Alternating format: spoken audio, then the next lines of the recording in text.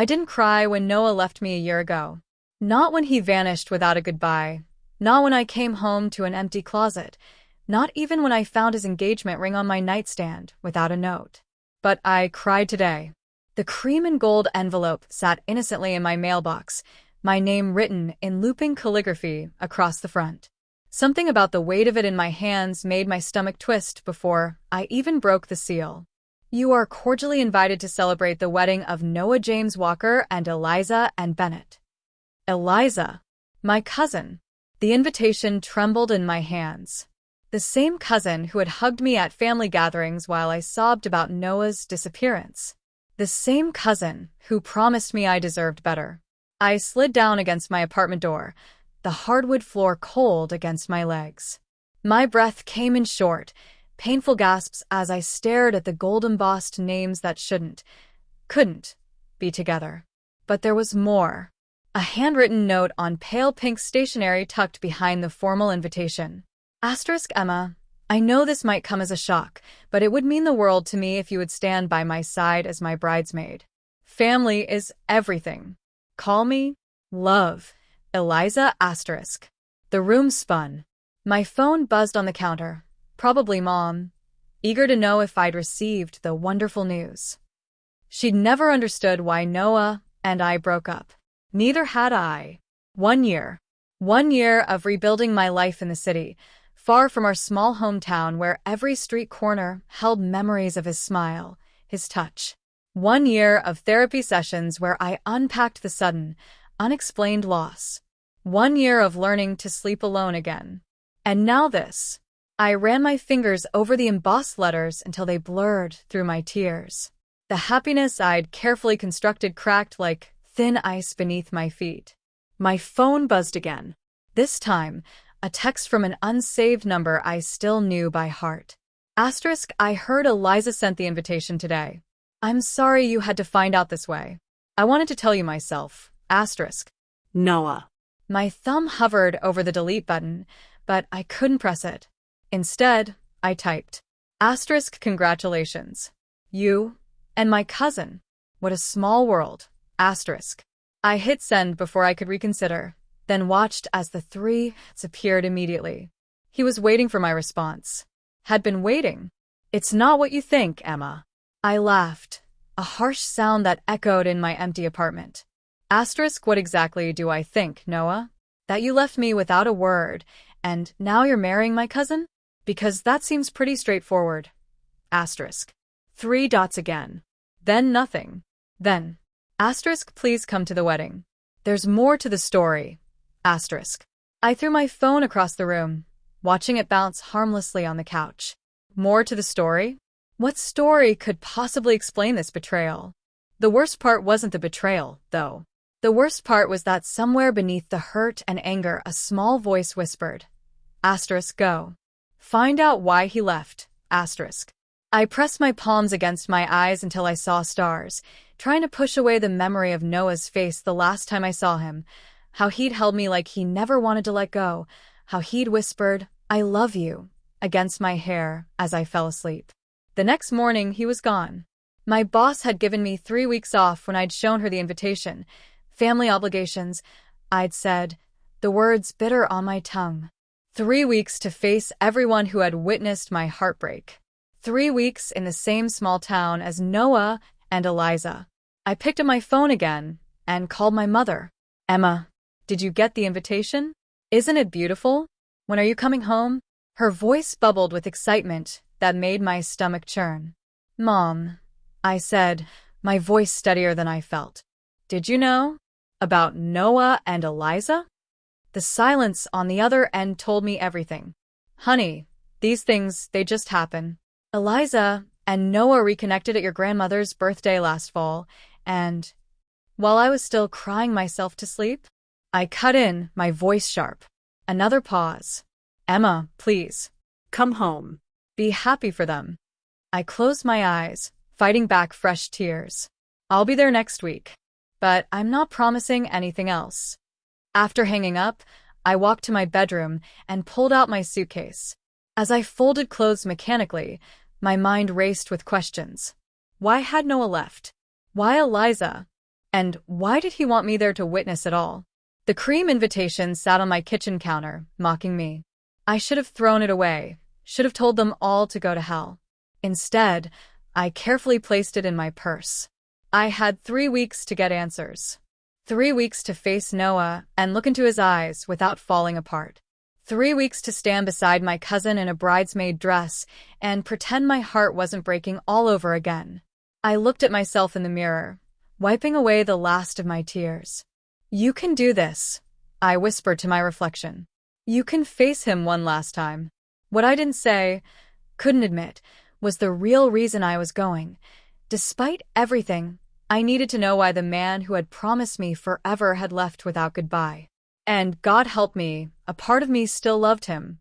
The "Welcome to Meadowbrook" sign appeared around the bend, its faded paint and cheerful flowers the same as they'd been my entire life. My hands tightened on the steering wheel. Just 5 more miles until I reached the house I grew up in, the house where Noah had first kissed me on the porch swing when we were 17.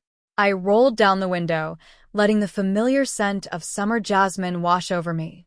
Everything looked exactly the same, as if the town had been frozen in time while I'd been away building a new life. The old Miller's grocery, where Noah and I used to buy ice cream. The park bench where he proposed. The coffee shop where we'd planned our future. My future. His future. Separate things now. I pulled into my parents' driveway, the crunch of gravel beneath my tires announcing my arrival before I could change my mind. Mom burst through the front door before I'd even turned off the engine, her arms outstretched. "Emma, you're here."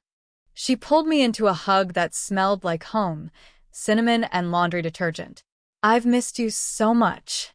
I hugged her back, surprised by the lump in my throat. "Missed you too, Mom." Dad appeared in the doorway, nodding at me with the awkward affection that was his trademark. "Good drive?" "Fine," I said, reaching for my suitcase. Traffic was light. The unspoken tension hung between us. Did he know why Noah had left? Had he said something, done something?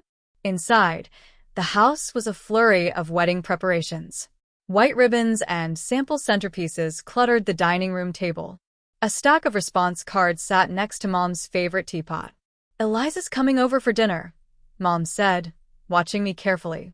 "She's so excited you're here." I nodded, not trusting myself to speak. "Emma." Mom took my hands, her eyes searching mine. "I know this is hard, but it's been a year. Sometimes life takes unexpected turns." "Like my ex-fiancé marrying my cousin?" The words came out sharper than I intended. Mom's face fell. "Please try, for all our sakes. Eliza wants you to be part of this." "Part of what?" "The destruction of everything I'd once believed in." I carried my suitcase upstairs to my childhood bedroom, now a guest room with neutral beige walls instead of the sky blue I'd chosen at 16. The photos of Noah and me had been removed, but I could still see the faint rectangles on the wall where they'd hung. I sat on the edge of the bed, running my hands over the quilt my grandmother had made. Through the window, I could see the oak tree where Noah and I had carved our initials. N+E forever. What a joke. The doorbell rang, followed by squeals of delight. Eliza had arrived. I took a deep breath, checked my reflection, and plastered on a smile that didn't reach my eyes. Downstairs, Eliza stood in the living room in a white sundress, her blonde hair longer than I remembered. She turned when she heard my footsteps, her face lighting up. "Emma." She rushed forward, wrapping me in a hug that felt both familiar and completely wrong. "I'm so happy you came. When you didn't call after getting the invitation, I was worried." "I needed time," I said, carefully extracting myself from her embrace. It was unexpected. Something flickered in her eyes, guilt? Regret? Before she smiled again. "I know. It happens so fast. But when it's right, it's right. You know." I nodded, though I didn't know. Hadn't my relationship with Noah been right? Hadn't we been planning our own wedding when he disappeared? "The bridesmaids' dresses are gorgeous," Eliza continued, seemingly oblivious to my discomfort. "Blush pink, just like we always talked about when we were kids." We had talked about being each other's bridesmaids. The irony wasn't lost on me. "Sounds beautiful," I managed, wishing I could disappear upstairs again. The doorbell rang again. That must be Noah, Eliza said, her face glowing with happiness. He wanted to be here when you arrived. The room tilted slightly. I hadn't prepared myself to see him so soon, had imagined at least a day's buffer to strengthen my resolve. Mom opened the door, and there he was. Same dark hair, slightly longer now. Same broad shoulders in a blue button-down shirt. The color I'd always told him matched his eyes. Same clean scent of his cologne that hit me from across the room. Our eyes met, and the world stopped. The noise of greetings faded away. The room, the people, everything disappeared except Noah looking at me like he was seeing a ghost. Same suit, same eyes, but something different in the way he looked at me. Like he was sorry. Like he never left. Like he was drowning and I was air. Emma, he said softly, my name on his lips still so familiar it hurt. Noah, I replied, proud of how steady my voice sounded despite the earthquake happening inside me. He took a step toward me, then seemed to remember where we were, who we were to each other now. He stopped, glancing at Eliza who had appeared at his side, slipping her arm through his.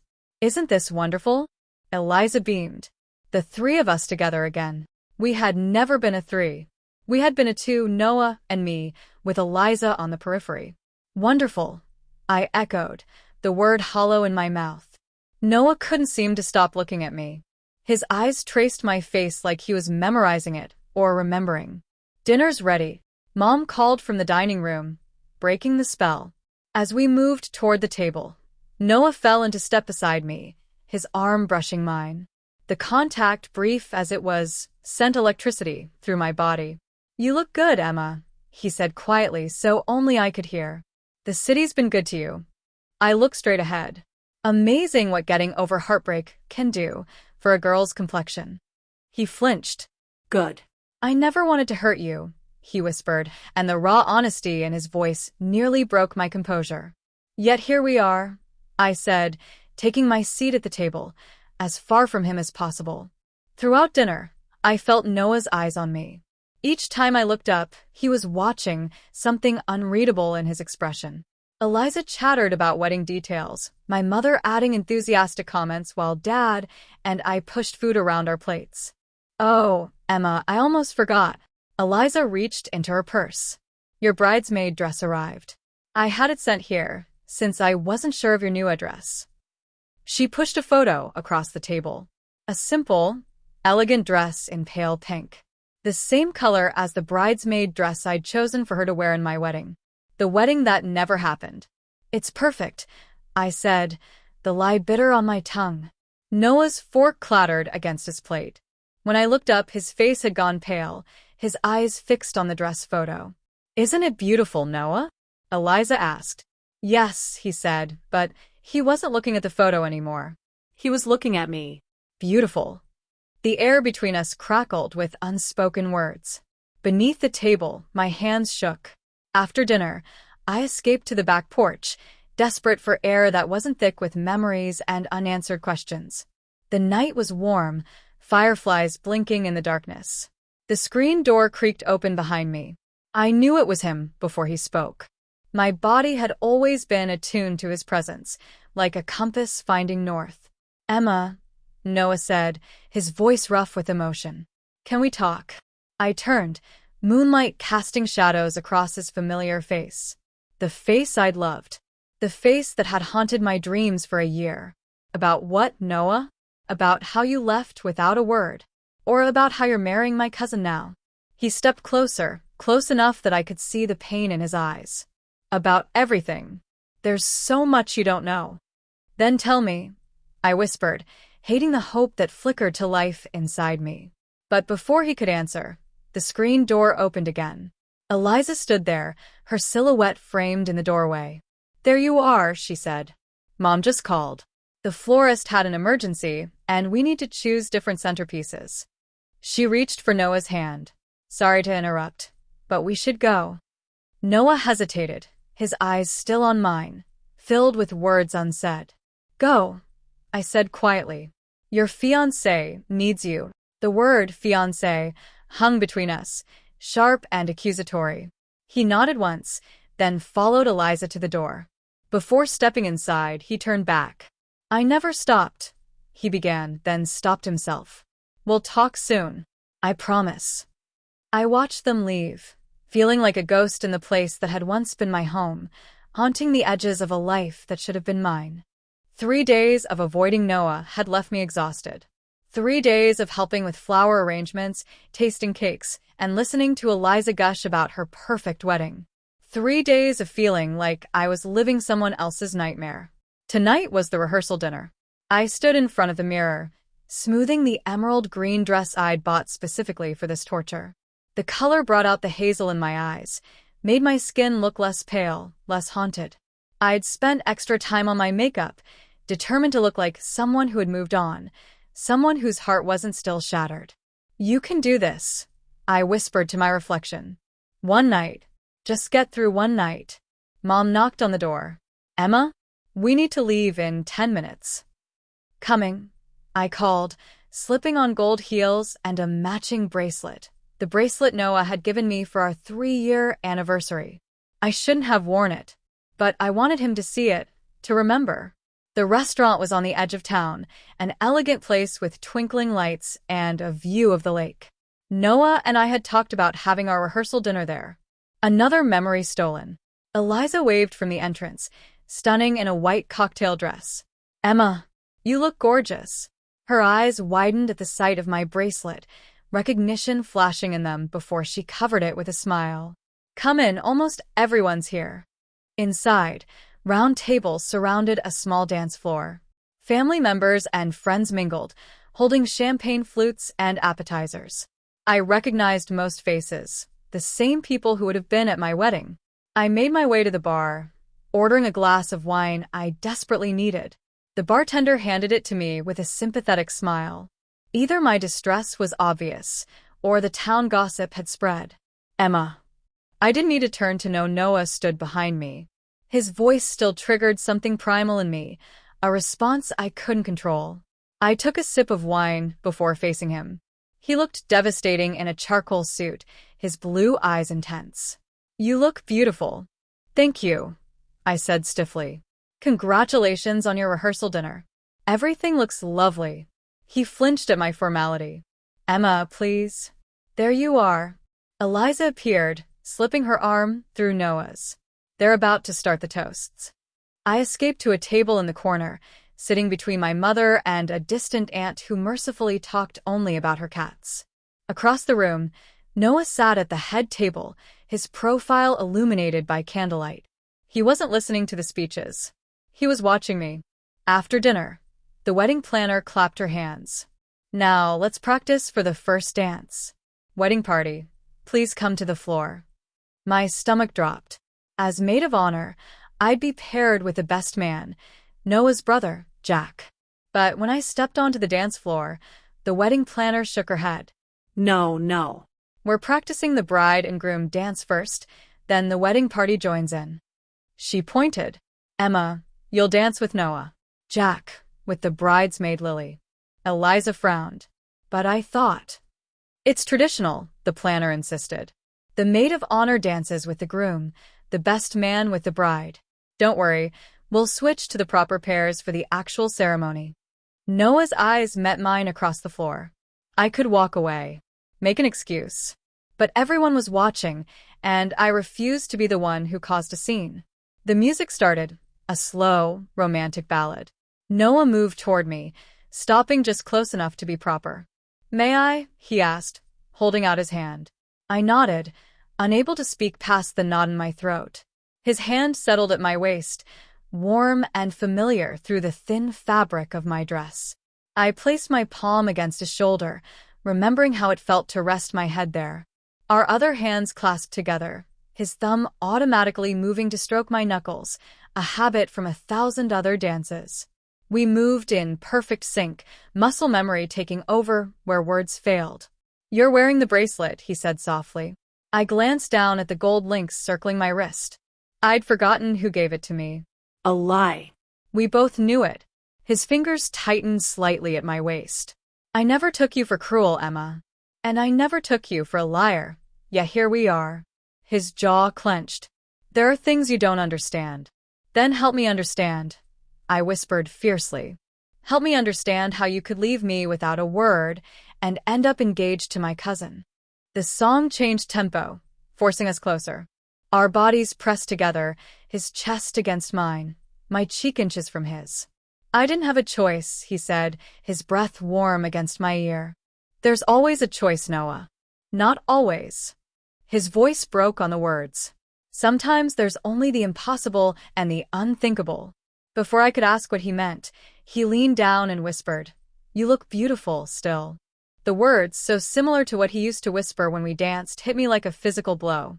I stumbled slightly, and his arm tightened around me, steadying me. "Don't," I breathed. "Don't say things like that.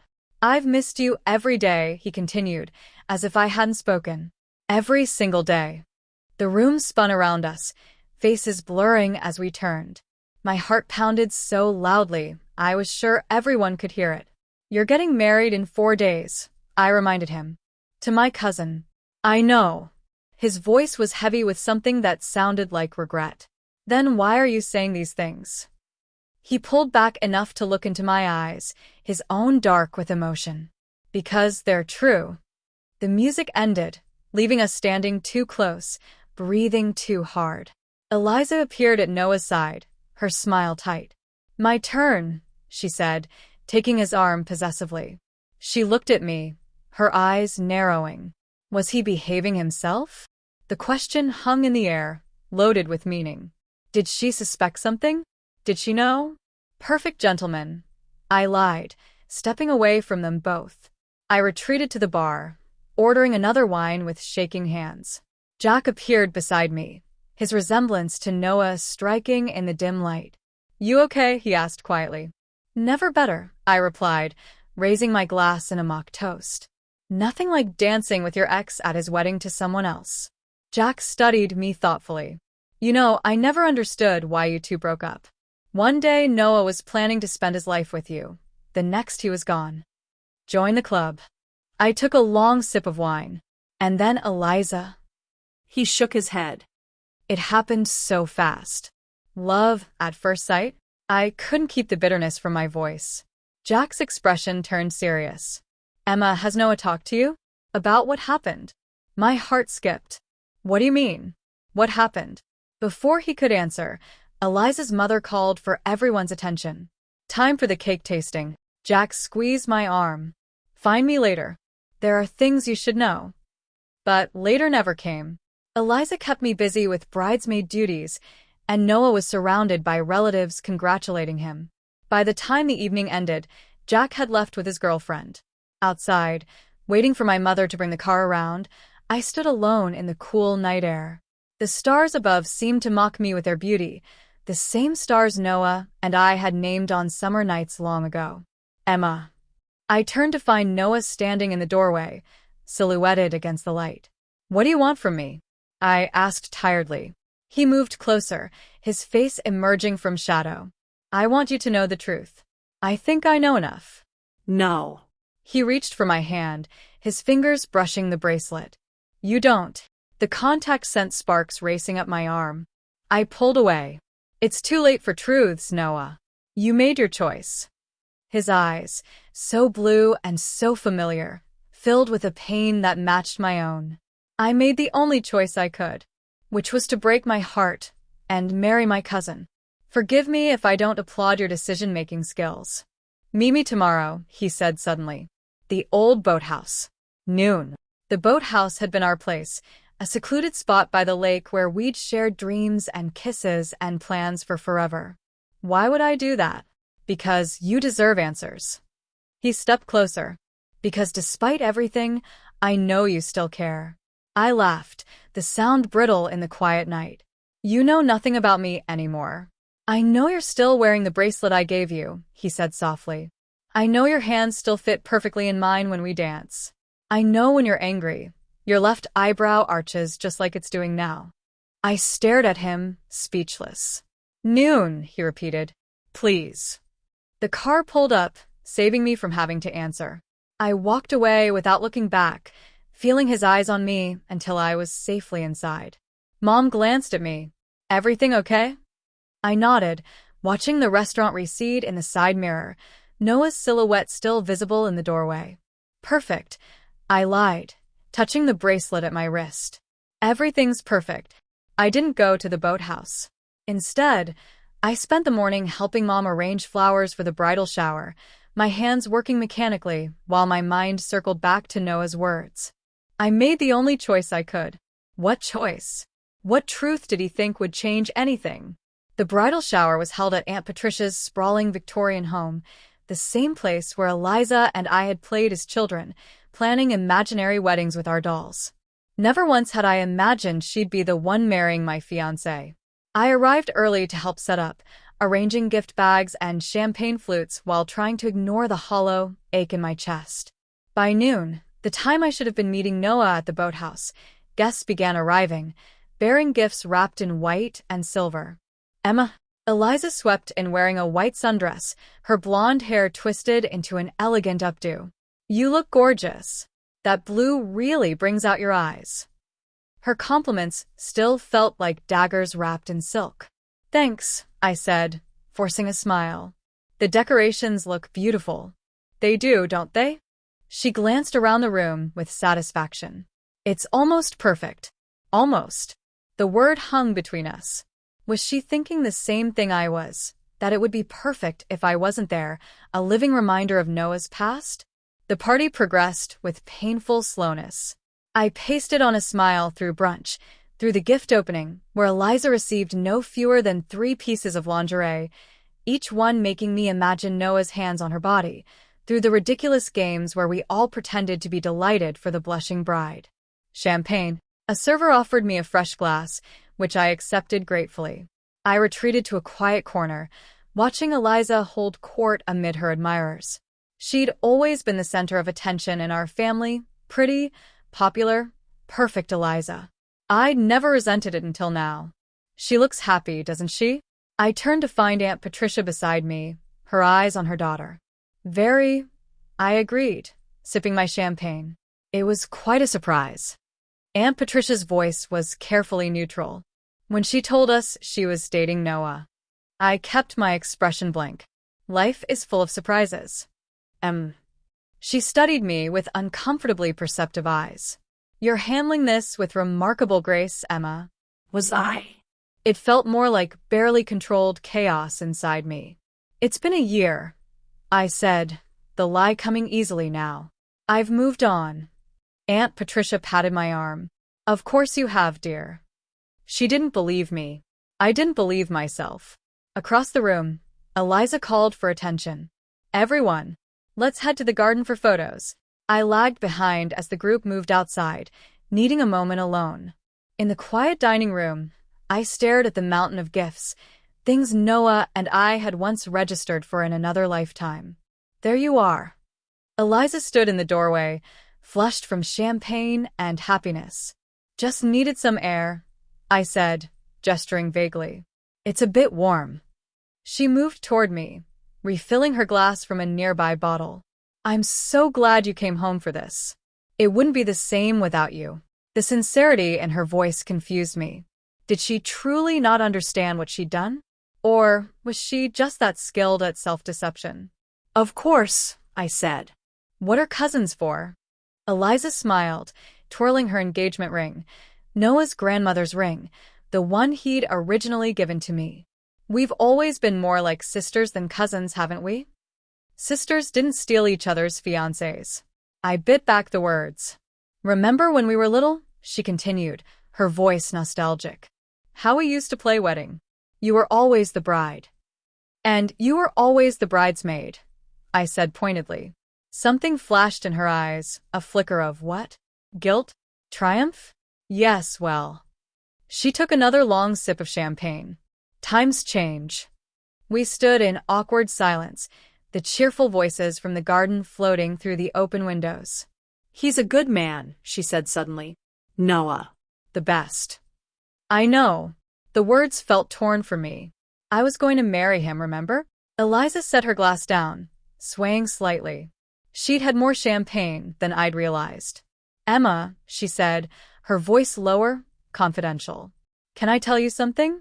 Something I've never told anyone. Warning bells rang in my head. Maybe we should join the others. I've always been in love with him. The words tumbled out, slurred but distinct. Always. Since we were teenagers. The room seemed to tilt. What? Noah. She said his name like a caress. I watched you with him for years. How happy you were. How perfect you looked together. Her smile turned sharp, almost predatory.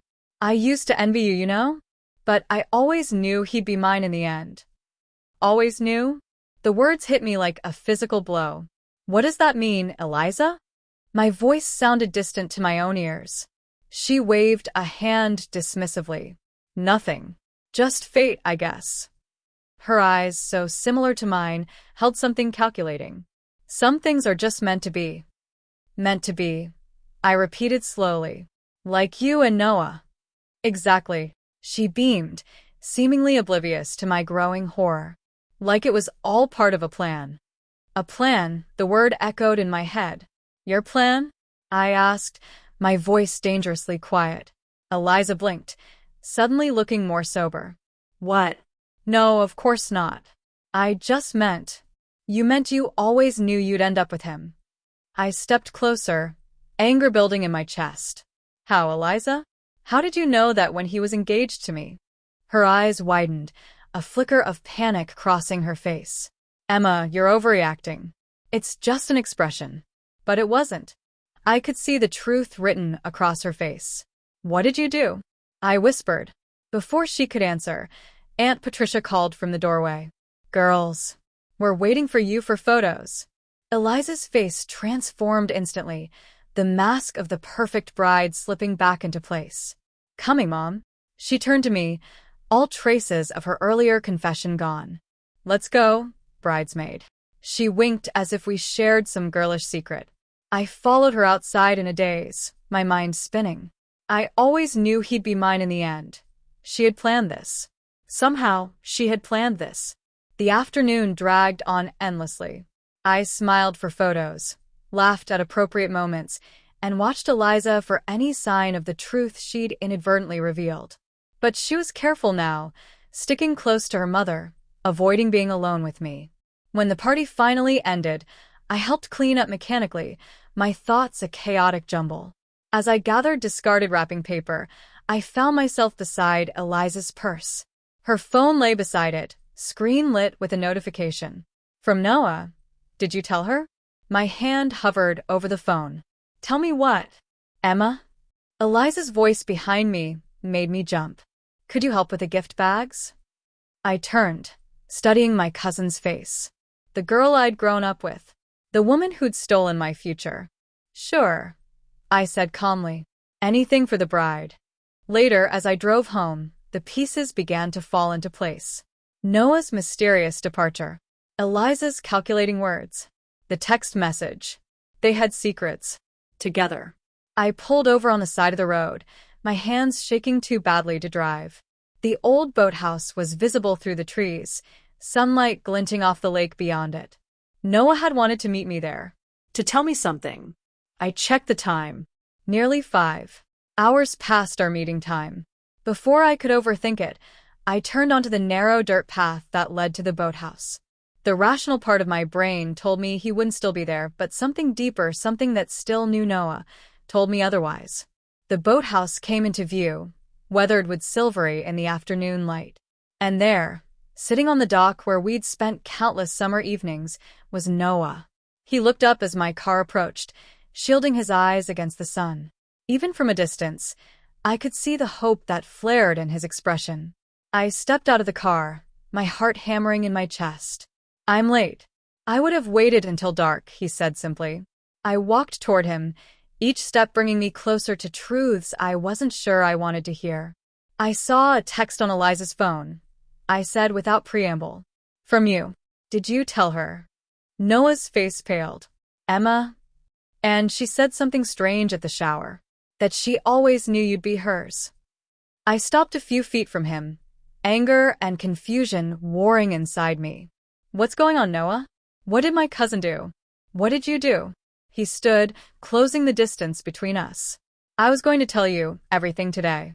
His eyes, the blue that had haunted my dreams for a year, were filled with a pain that matched my own. I'm still going to. Then talk, I demanded, crossing my arms. Because right now, I'm thinking the worst. Noah took a deep breath, his gaze steady on mine. Your father gave me a choice, Emma. Leave you or destroy you. The world tilted beneath my feet. What? His words hung in the air between us, impossible and devastating. Your father, Noah repeated quietly. He's the reason I left. My father? The words barely made it past my lips. What are you talking about? Noah gestured to the weathered bench on the dock. Sit with me, please. I hesitated, then sat, leaving space between us. The lake stretched before us, golden in the late afternoon sun. How many times had we sat here, planning our future? Now we were here to dissect our past. Start from the beginning, I said, my voice steadier than I felt. Noah ran a hand through his hair, a nervous gesture I remembered too well. It was a week before I left. Your father asked me to meet him at his office. I nodded. Dad's accounting firm, where he'd worked for 30 years. Where Noah had interned one summer. I thought maybe he wanted to discuss wedding plans, Noah continued. But when I got there, he was different. Cold. The image was hard to reconcile with my quiet, reserved father. He told me he'd been watching my career closely. Noah stared out at the water. Said he'd noticed discrepancies in some client accounts I'd handled at my firm. I frowned. What discrepancies? Large withdrawals. Missing funds. Money that appeared in offshore accounts. Noah's voice was flat. He had documentation. Evidence that made it look like I was embezzling from my clients. That's ridiculous, I said automatically. You would never. Of course not. Noah's eyes met mine, fierce with conviction. But the evidence was convincing. Detailed. Whoever created it knew exactly what they were doing. A chill ran down my spine despite the warm evening. Created it? Your father admitted he'd falsified everything. Said he could make it all go away if I went away. Noah's voice cracked. If I left you and never contacted you again. The world tilted beneath me. That can't be true. He gave me 24 hours to decide. Noah's hands clenched into fists. Said if I told you, if I tried to fight it, he'd send the evidence to the state bar, to my bosses, to the police. I'd lose my license, my career, possibly face jail time. You could have told me, I whispered, anger bubbling up. We could have fought it together. Noah's laugh was bitter. Emma, your father is one of the most respected accountants in the state. Who would believe me over him? And he made it clear, if I told you, he'd make sure the evidence was even more damning.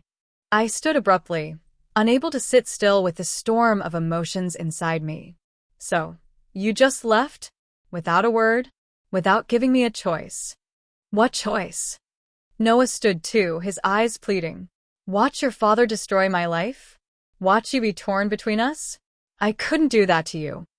So you did this instead? I gestured between us, at the broken pieces of what we'd been. Left me to wonder what I did wrong for a year?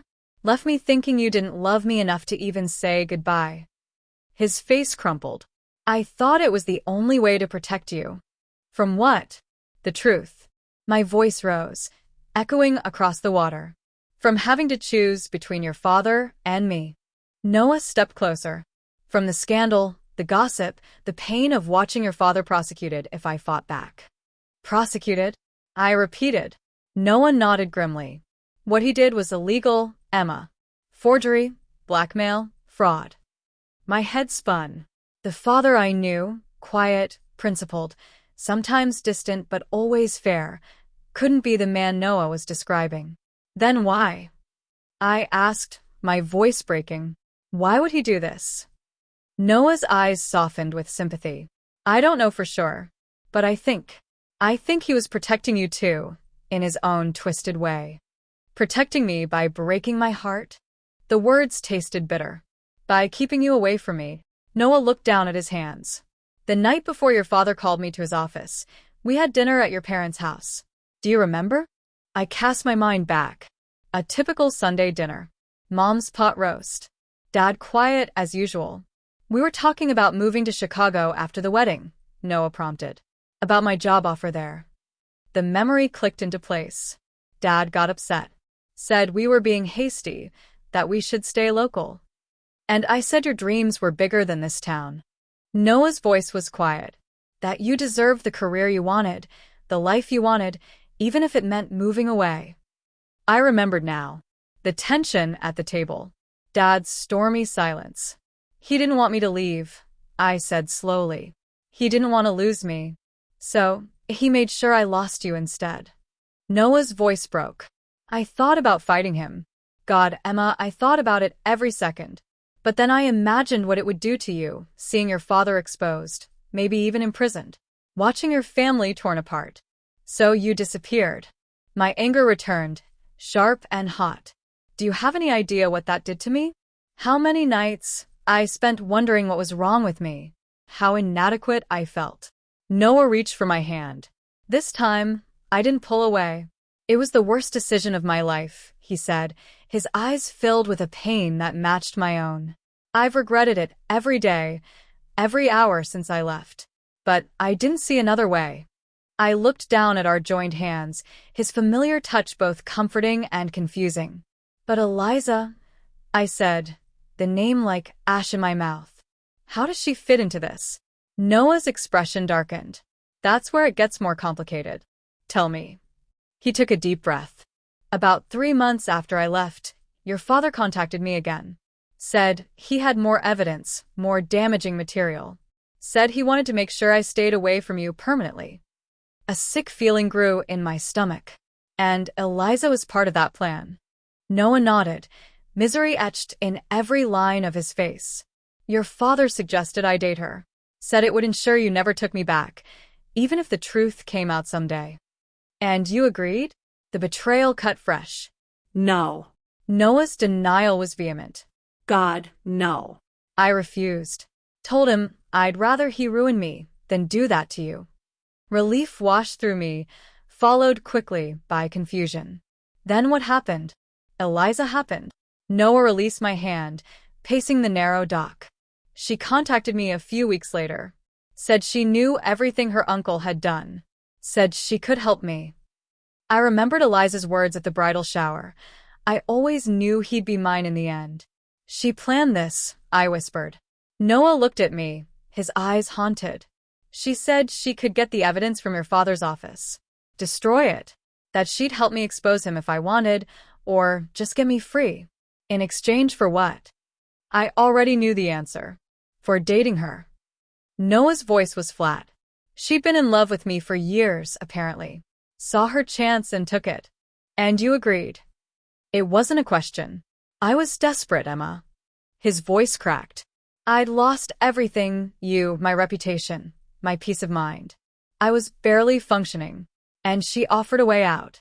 The pieces were falling into place. So, you started dating my cousin to get evidence against my father? Was any of it real? Noah's jaw tightened. I never loved her. Never wanted her.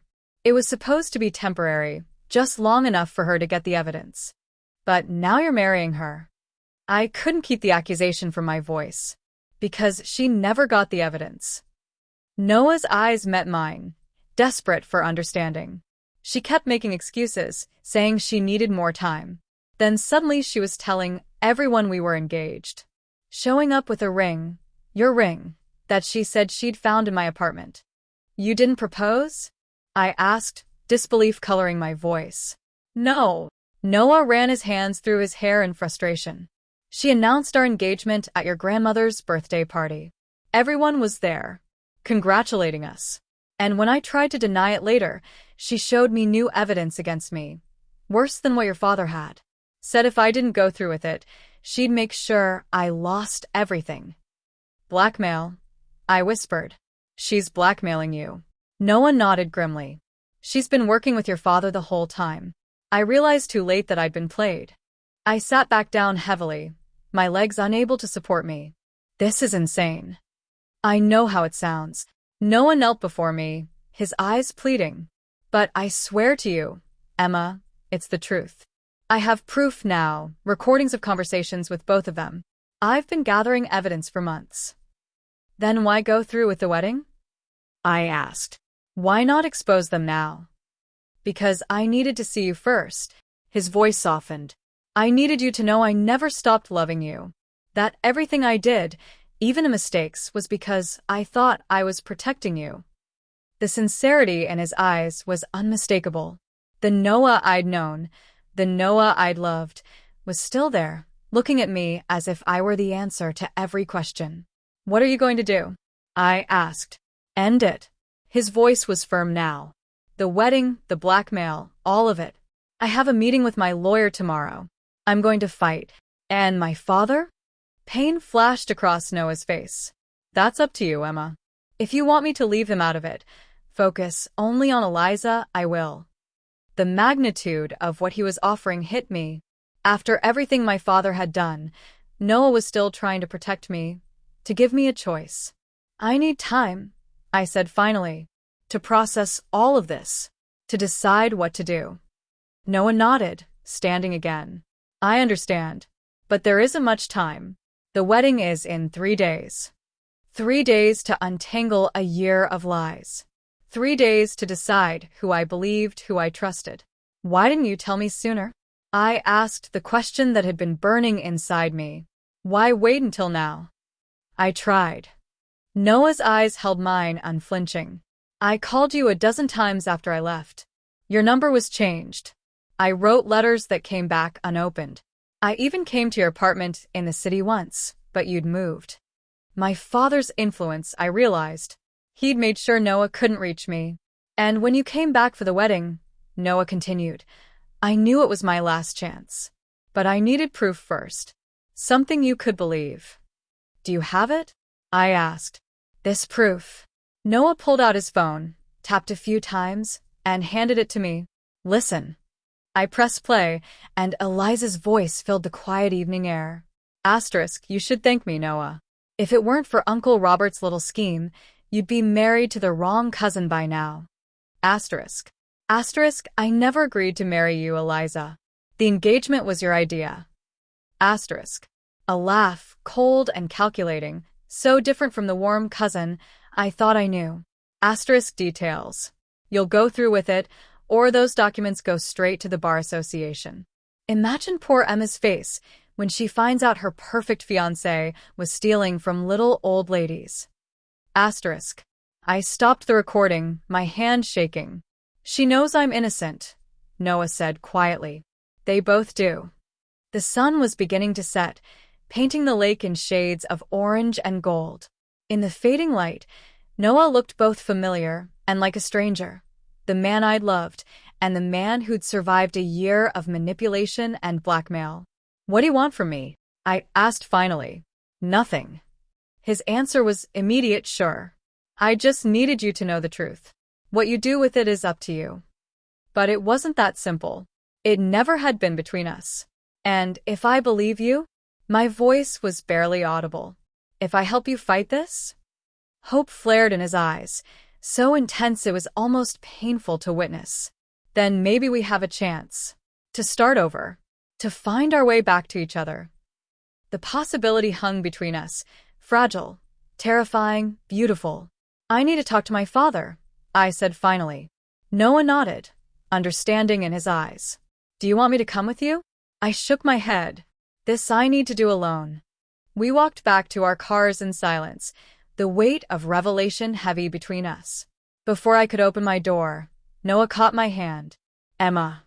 His voice was rough with emotion. I never stopped loving you. Not for a single moment. I looked up at him, at the face I'd dreamed about for a year, and felt the walls around my heart begin to crumble. I need to be sure, I said softly. I need to know this is real. He released my hand slowly, reluctantly. I'll be at the cabin by the North Shore. When you're ready, if you're ready, find me there. As I drove away, the last rays of sunlight disappeared behind the trees. In my rearview mirror, Noah stood where I'd left him, watching me go. This time, I was the one leaving. But unlike him, I knew I'd be back. I had questions for my father. And this time, I wouldn't leave without answers. I sat in my car outside my parents' house for 20 minutes, rehearsing what I would say to my father. The windows were lit from within, warm and inviting, a stark contrast to the cold reality I now faced. Asterisk, your father gave me a choice, Emma. Leave you or destroy you. Asterisk. Noah's words echoed in my mind, impossible and yet explaining everything. I finally gathered my courage and walked to the door, using my key instead of knocking. Inside, Mom was reading in her favorite chair, glasses perched on her nose. She looked up with a smile that faded when she saw my face. Emma? What's wrong? Where's Dad? My voice sounded strange even to my own ears. In his study. She set her book aside. Honey, you're pale as a ghost. I walked past her, ignoring her concerned questions, and headed straight for the room at the end of the hall. The door was closed. It always was when Dad was working. I didn't bother knocking. He looked up from his desk, surprise flickering across his face. Emma? Is everything all right? No. I closed the door behind me. Nothing is all right. Dad removed his reading glasses, setting them carefully on the polished wood surface. What's happened? I talked to Noah today. Just that. Nothing more. I watched his face, searching for signs of guilt. The slight tightening around his eyes was all I needed to see. I see. He leaned back in his chair. And what did Noah have to say? The truth. I moved closer to his desk. About how you threatened him, blackmailed him into leaving me. My voice broke. How could you do that, Dad? He didn't deny it. Didn't even look surprised. Instead, he sighed deeply, as if I were a child who couldn't understand adult matters.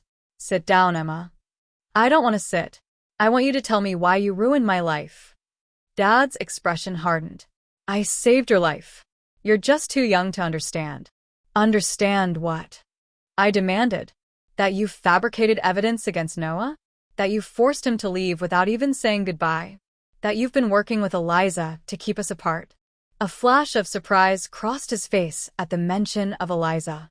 Who told you about Eliza's involvement? So it's true. My knees felt weak. I sank into the chair across from him.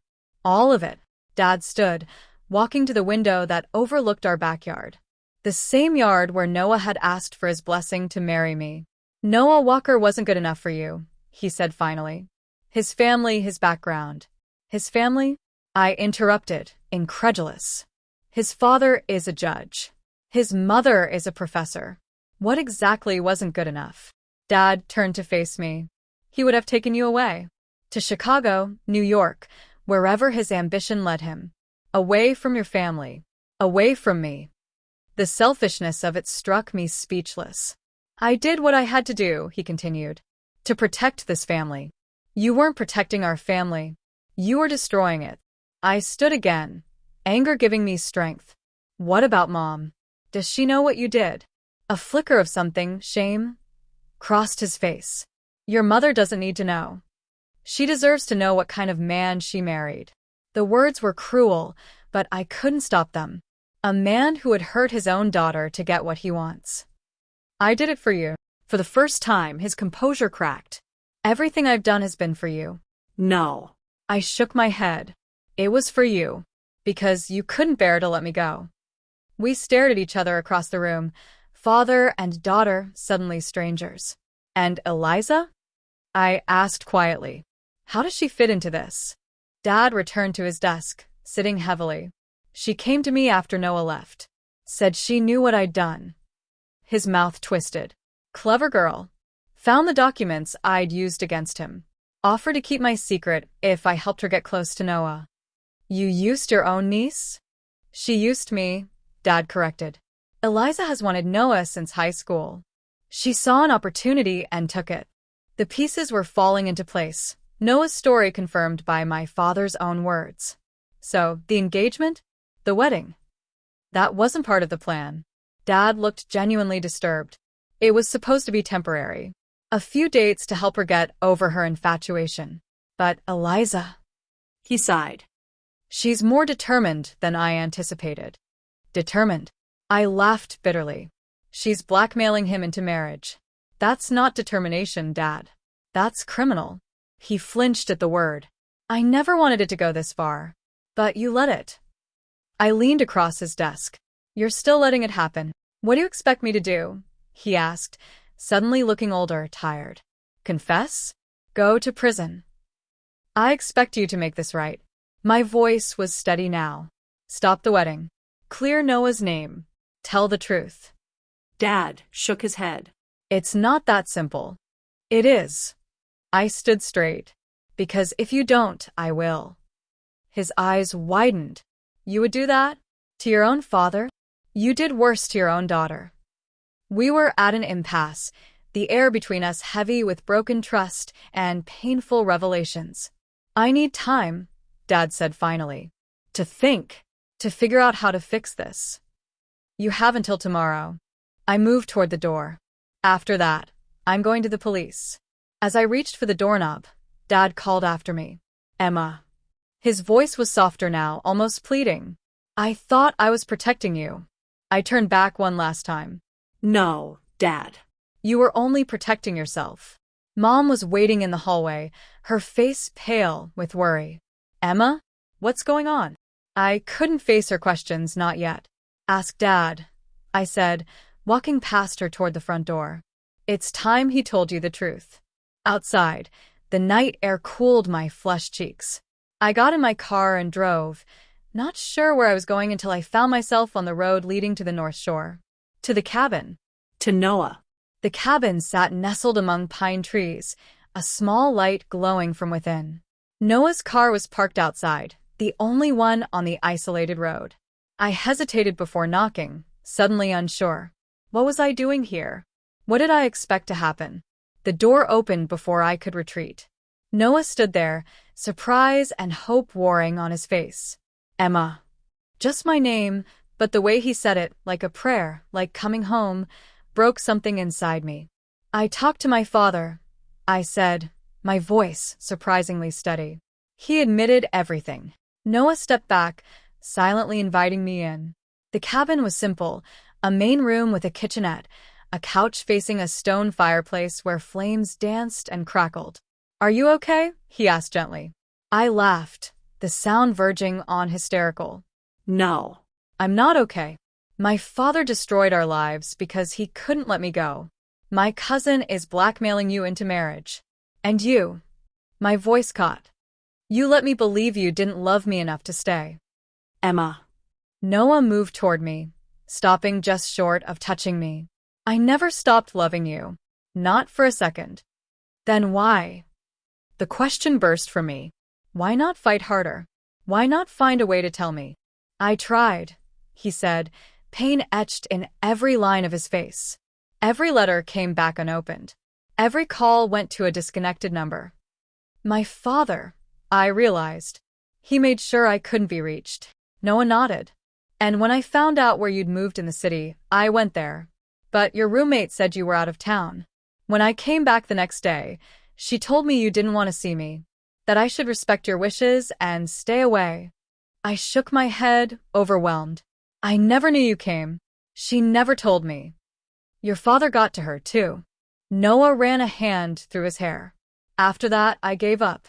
Thought maybe you were better off without me and all this drama. Better off. I moved closer to him, anger bubbling up again. I was half alive without you. Do you have any idea what it was like, thinking I wasn't enough to even deserve a goodbye? His eyes darkened with shared pain. I do know, because I've spent a year wondering if you hated me, if you'd moved on, if you were happy. I wasn't, I admitted. Not for a single day. We stood before each other, a year of separation and pain between us like a physical presence. What happens now? I asked, my voice hardly more than a whisper. Now, Noah said, his eyes never leaving mine, we talk. And we decide what we want to do about tomorrow. And we did talk. For hours. About the past year, about my father, about Eliza. About the pain and the loneliness. The anger and the grief. Somewhere in the telling, we moved to the couch. Somewhere in the listening, our hands found each other, fingers intertwining like they remembered how to fit together. The fire burned down to embers as night deepened around us. "I called my lawyer after you left the lake," Noah said, tracing patterns on my palm with his thumb. "He's preparing papers to expose Eliza's blackmail. With the recordings I have, we can end this." "And my father?" Noah's eyes softened. "That's your decision, Emma. Whatever you want to do, I'll support you." The simple reassurance that my choice mattered, that he would stand by me regardless, was almost more than I could bear after a year of feeling powerless. "He needs to face consequences," I said slowly. "But I don't know if I can be the one to make that happen." "You don't have to decide tonight." Noah's voice was gentle. "We have options. We have time." Time. Something we'd lost so much of already. "Do we?" I asked, doubt creeping in. "The wedding is in 2 days. Eliza won't just let you go." "I'm not marrying Eliza." Noah's voice was firm. "Wedding or no wedding, that ends now." How? "Tomorrow morning, I'm meeting with my lawyer to file for a restraining order against her. The recordings are enough to prove coercion. After that, I'll go to your parents' house and end the engagement publicly." The decisiveness in his voice was reassuring, but fear still twisted in my stomach. "She'll retaliate. Release whatever evidence she has against you." Noah shrugged, a small smile touching his lips. "Let her. My lawyer has already prepared a statement proving the documents were falsified. Your father's admission to you helps too." "You've thought of everything," I said, impressed despite myself. "I've had a year to plan this, Emma." His expression grew serious. "A year of imagining what I would say to you if I ever got the chance again." "And what would you say?" I asked, my heart pounding. Noah shifted closer, his hand coming up to touch my cheek. "I would say that I love you, that I never stopped, that every day without you has been a half-life." The simple truth of his words, the raw emotion in his eyes, broke the last of my resistance. Tears slipped down my cheeks. "I still love you too," I whispered. "Even when I hated you for leaving, I loved you." His thumb brushed away my tears, his touch feather-light. "I'm so sorry, Emma. For all of it. For not finding a better way." "We both did the best we could," I said, realizing as I spoke that I believed it. Noah leaned forward, his eyes asking a question. I answered by closing the distance between us. His lips were soft against mine, hesitant at first, then increasingly urgent as a year of separation and longing poured into the kiss. My hands found their way into his hair, pulling him closer, needing to erase the space between us. It was familiar and new all at once. The taste of him, the feel of his arms around me, the quiet sound he made when I pressed closer. When we finally broke apart, both breathless, Noah rested his forehead against mine. "I've dreamed of that every night," he confessed. "Of holding you again." I pulled back enough to see his eyes, to make sure he understood. "This doesn't fix everything. We have a lot to work through." "I know." He nodded, serious now. "Trust to rebuild. Wounds to heal." "And your career?" "The accusations. We'll fight them together." His certainty was comforting. "If you want to." "Together," I repeated, testing the word. After a year of being alone, it sounded like a promise. I kissed him again, harder this time, trying to convey everything I couldn't say. He responded with equal fervor, his hands tangling in my hair. Then I pulled away and slapped him, the sound sharp in the quiet room. His hand flew to his cheek, surprise and confusion in his eyes. "That's for leaving," I said, my voice trembling. "For not fighting harder. For making decisions about my life without me." Understanding dawned in his expression, followed by acceptance. "I deserved that." "Yes," I agreed. "You did." Then I kissed him again, gentle this time, healing. "And that's for coming back. For telling me the truth. For still loving me after everything." Noah pulled me into his arms, holding me as if I might disappear if he let go. I rested my head against his chest, listening to the steady beat of his heart. "What happens tomorrow?" I asked, my voice muffled against his shirt. "Tomorrow, Noah said, his voice rumbling beneath my ear. We start fighting back. Together. Together. It wasn't forgiveness, not yet. It wasn't happily ever after. But it was a beginning. And for tonight, that was enough. I woke to sunlight streaming through unfamiliar curtains, momentarily disoriented. Then the memories of the night before came rushing back, my confrontation with Dad, coming to Noah's cabin, the hours of talking, the kiss. I sat up, blinking sleep from my eyes. I was still on the couch, a blanket draped over me that hadn't been there when I drifted off. Noah was nowhere to be seen. Noah? I called, my voice raspy from sleep. No answer. A note sat on the coffee table, Noah's familiar handwriting bringing a rush of déjà vu. Emma. Gone to meet with my lawyer. Didn't want to wake you. There's coffee in the kitchen. I'll be back around noon, and then we can face the rest together. All my love. And Relief washed over me. He hadn't disappeared again. This wasn't a year ago, repeating itself like some cruel joke. This was new, Noah keeping his promise, moving forward with our plan.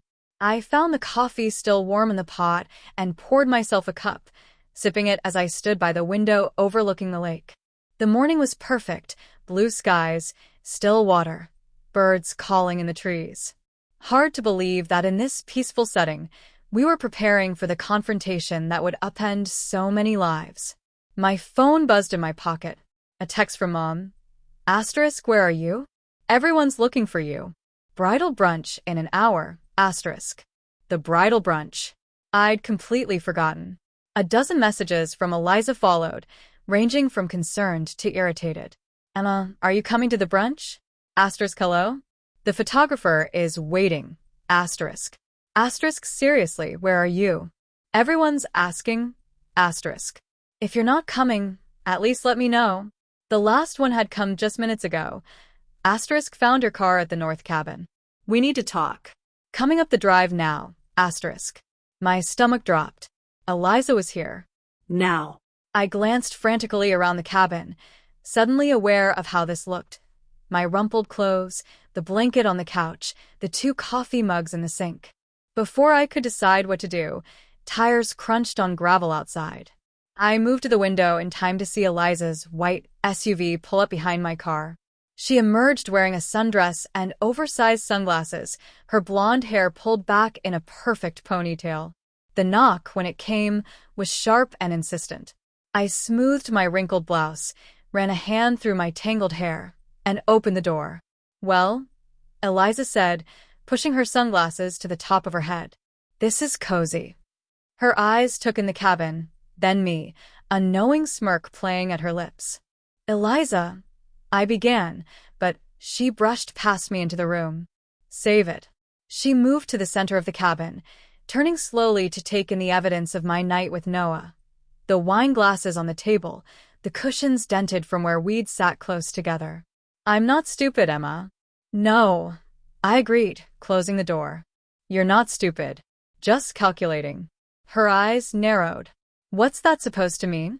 It means I know everything. I faced her squarely. About the blackmail. About how you're forcing Noah to marry you. For a split second, surprise flashed across her face. Then her expression hardened into something I'd never seen before. Cold, defensive, almost predatory. He told you. Not a question. Yes. She laughed, the sound brittle in the quiet room. And you believed him? Poor, gullible Emma. Always seeing the best in people. I heard the recordings, Eliza. And my father confirmed it. That stopped her. Uncle Robert talked to you? About Noah? I nodded. Last night. He admitted everything. How he threatened Noah to make him leave me. How you found the evidence and used it to your advantage. Eliza's facade cracked slightly, uncertainty creeping into her expression. So what? She tossed her head defiantly. What are you going to do about it? Noah's with his lawyer right now, I said. Filing for restraining order against you. Preparing to expose the blackmail. He wouldn't dare. But her voice lacked conviction. It's over, Eliza. The wedding, the engagement, all of it. You lost. She stared at me, something like desperation flaring in her eyes. You don't understand, Emma. I love him. I've always loved him. Love doesn't blackmail someone into marriage. And what do you call what you're doing? She shot back. Threatening me? Trying to steal him back. I'm not stealing anyone. Noah was never yours to begin with. Her face contorted with fury. He was mine the moment you left town. You gave up on him. I was there when he was broken, when he needed someone. You were there to manipulate him. I corrected. To capitalize on the pain you helped cause. You have no idea what I've done for him. Eliza's voice rose, edged with hysteria. The sacrifices I've made. Like what? Blackmailing him? Lying to your family? To me. She moved closer, her face flushed with anger. I protected him from worse consequences. Your father wanted to destroy him completely. And you were happy to help as long as you got what you wanted. I got what I deserved, she snapped. What I've always deserved.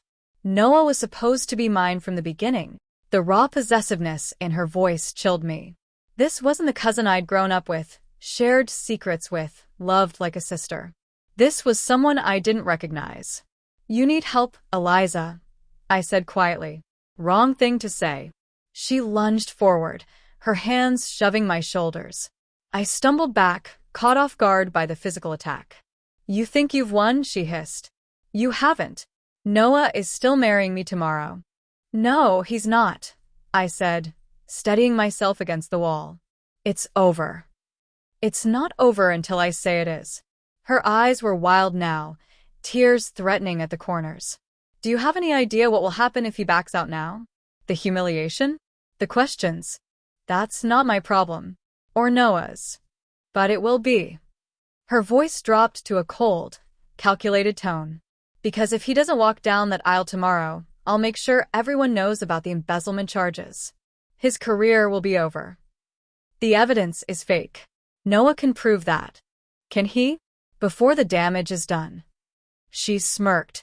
You know how these things work, Emma. The accusation is enough. By the time he clears his name, if he ever does, his reputation will be destroyed. She wasn't wrong. Even false accusations could ruin a career, especially in Noah's field where trust was everything. You'd really do that? I asked, searching her face for any sign of the girl I'd once known. Destroy him out of spite? Not spite. Love. She said the word like it explained everything, justified everything. If I can't have him, nobody will. The door opened behind her. Noah stood in the threshold, his face hard as he took in the scene. You won't have to worry about that, Eliza, he said calmly. Because I just filed a restraining order against you. The police are on their way to serve it. Eliza whirled around, shock replacing anger. You're bluffing. Noah held up a folder. Copies of the order. Along with evidence of your blackmail, threats, and harassment. For the first time, uncertainty crept into Eliza's expression. Noah, you don't understand. I understand perfectly. His voice was ice. I understand that you took advantage of a situation my lawyer now classifies as criminal coercion. I understand that you've been working with Emma's father to manipulate both of us. He moved into the cabin, coming to stand beside me. The simple act of solidarity seemed to deflate Eliza further. The wedding is off, Noah continued. I've already called the venue, the caterers, everyone. I've explained that due to legal issues, the event is canceled. You can't do this to me, Eliza whispered, tears now flowing freely down her cheeks. Not the day before our wedding. It was never our wedding, Eliza. It was your fantasy, built on lies and threats. She looked between us, desperation clear in her eyes. What about the guests? My parents? What will everyone think? That's for you to explain, Noah said, unmoved. I suggest you start with the truth. A car pulled up outside, the distinctive white and blue of a police cruiser. Eliza's face went pale. You'll regret this, she said, backing toward the door. Both of you. The only thing I regret, Noah replied, is not fighting harder a year ago. For Emma. For the truth. When the police officers entered, Eliza's demeanor changed completely. She became small, tearful, confused, the heartbroken fiancé blindsided by betrayal. But the restraining order was served, the warnings given. She would have to stay away from both of us or face arrest. After they led Eliza away, the cabin felt suddenly quiet, the tension of the confrontation lingering in the air. "That went well," I said dryly, sinking onto the couch. Noah sat beside me, running a hand through his hair. "As well as could be expected, I guess." "You really canceled everything? The venue? The caterers?" He nodded. "First thing this morning. My lawyer advised making a clean break, no loose ends." The finality of it struck me. "It's really over." "The fake engagement?" "Yes." Noah took my hand, his thumb caressing my knuckles. "Us? I hope not." I looked down at our joined hands, the familiar yet new feeling of his skin against mine. "Noah, we can't just pick up where we left off. Too much has happened." "I know." His voice was gentle. "I don't expect that. But I'm hoping we can start again. New beginnings." New beginnings. The words held both promise and uncertainty. "And what about the evidence against you?" I asked. "The accusations?" Noah reached for the folder he'd brought, opening it on the coffee table. "My lawyer's working on that. With the recordings I have of both Eliza and your father admitting the documents were falsified, we have a strong case." "Will there be charges? Against my father?" Noah's eyes searched mine. "That depends on whether you want to press them." The question hung between us, heavy with implications. Did I want my father to face legal consequences? Did I want to tear apart what remained of my family? Could I forgive him for what he'd done? "I don't know," I admitted. "I can't think that far ahead right now." "You don't have to decide today." Noah's hand squeezed mine reassuringly. "We can take this one step at a time." One step at a time. It sounded so simple, yet I knew it wouldn't be. We had bridges to rebuild, trust to restore, a year of separation to reconcile. "And what's the next step?" I asked. Noah smiled, a hint of the boyish charm I'd fallen in love with years ago breaking through the seriousness. "Breakfast? I'm starving." The normalcy of the suggestion made me laugh, easing some of the tension from my shoulders. "Breakfast sounds good." We moved to the small kitchen together, working in companionable silence, Noah cooking eggs, me making toast. It was domestic, ordinary, yet underlaid with the extraordinary circumstances that had brought us to this moment. As we ate at the tiny table by the window, Noah looked up at me, his expression suddenly serious. "I meant what I said yesterday, Emma. I never stopped loving you." The simple declaration warmed me from within. I never stopped either, even when I thought I hated you. "Where do we go from here?" he asked, the question hanging between us. I looked out at the lake, considering. "I don't know exactly, but I think we go slowly. Get to know each other again. Figure out who we are now, after everything." Noah nodded, relief evident in his eyes. "Slowly sounds perfect." A thought occurred to me. "What about your job? Your life? Are you going back to the city?" "Eventually, I suppose. But my firm has an office here too. I could transfer if..." He hesitated. "If there's a reason to stay." The implication was clear. He would stay if I wanted him to, if there was a chance for us. "I can't make any promises," I said honestly. "Not yet." "I'm not asking for promises. Just possibility. Possibility. That I could offer." "Then yes, there's a reason to stay." His smile was worth everything we'd been through, bright and hopeful and real. My phone rang, interrupting the moment. Mom's name flashed on the screen. "I should take this," I said, already dreading the conversation. "She's probably heard about the wedding being canceled by now." Noah nodded. "I'll give you some privacy." As he moved to the porch, I answered the call. "Emma?" Mom's voice was tight with worry. "Where are you?" "There are police cars at Eliza's house, and people are saying the wedding is off." "What's happening?" I took a deep breath, watching Noah through the window as he stood by the lake, sunlight catching in his hair. "It's a long story, Mom. But yes, the wedding is off." I paused, trying to find the right words. "And there are some things you need to know about Dad." Outside, Noah turned, catching my eye through the glass. He smiled, a small, private smile meant only for me, and I felt something inside me shift, heal, hope.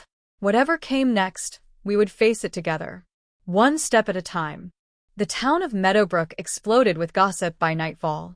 The canceled wedding of Noah Walker and Eliza Bennett was all anyone could talk about.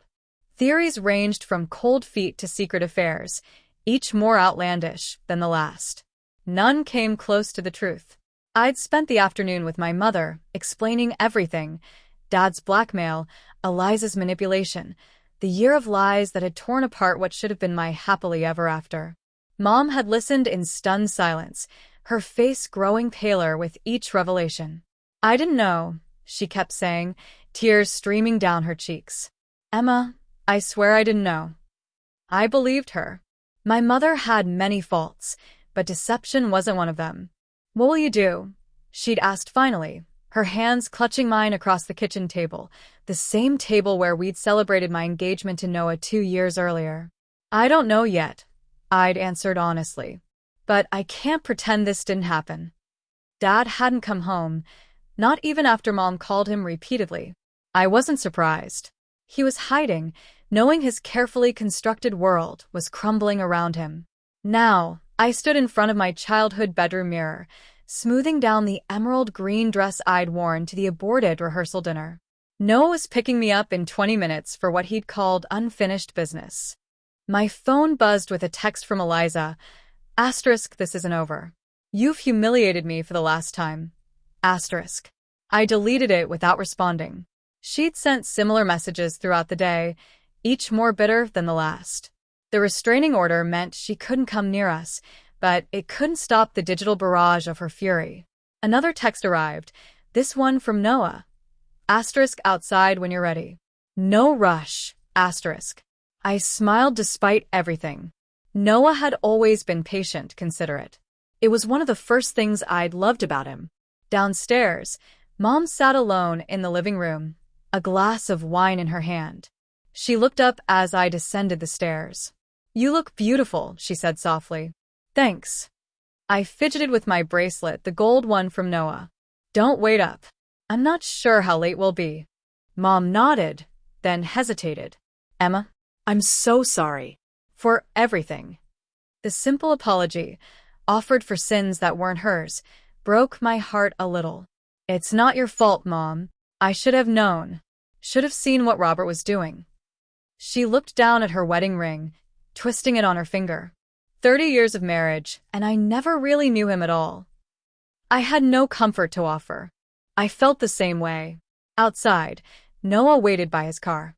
He'd changed into a charcoal suit, different from the one he'd worn to the rehearsal dinner, I noticed. A clean slate.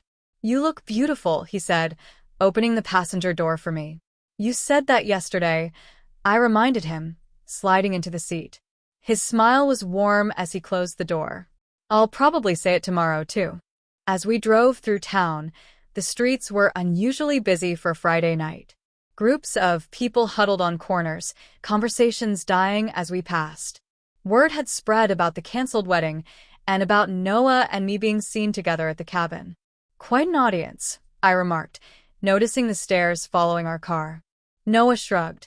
Let them talk. We've got nothing to hide. Where are we going anyway? You said unfinished business. His expression grew more serious.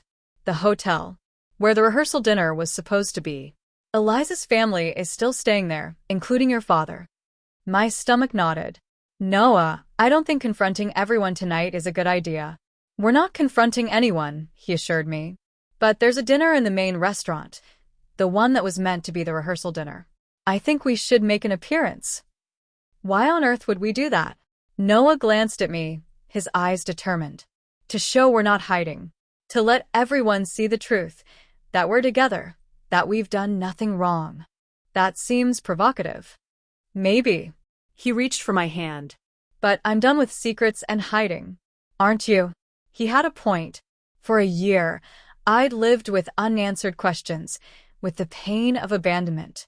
Then I'd come home to more lies, more manipulation. Perhaps it was time for the truth to be seen, not just whispered about. Okay, I agreed. But at the first sign of trouble, we leave. Noah squeezed my hand. Promise. The Meadowbrook Grand Hotel was the town's lone claim to luxury, a restored Victorian building with a 4-star restaurant that served as the venue for every important event in the county. As we pulled into the parking lot, I recognized the cars of Eliza's parents, my aunts and uncles, family friends who'd traveled for the wedding. Last chance to back out, Noah said, turning off the engine. I took a deep breath. No. You're right. Let's do this.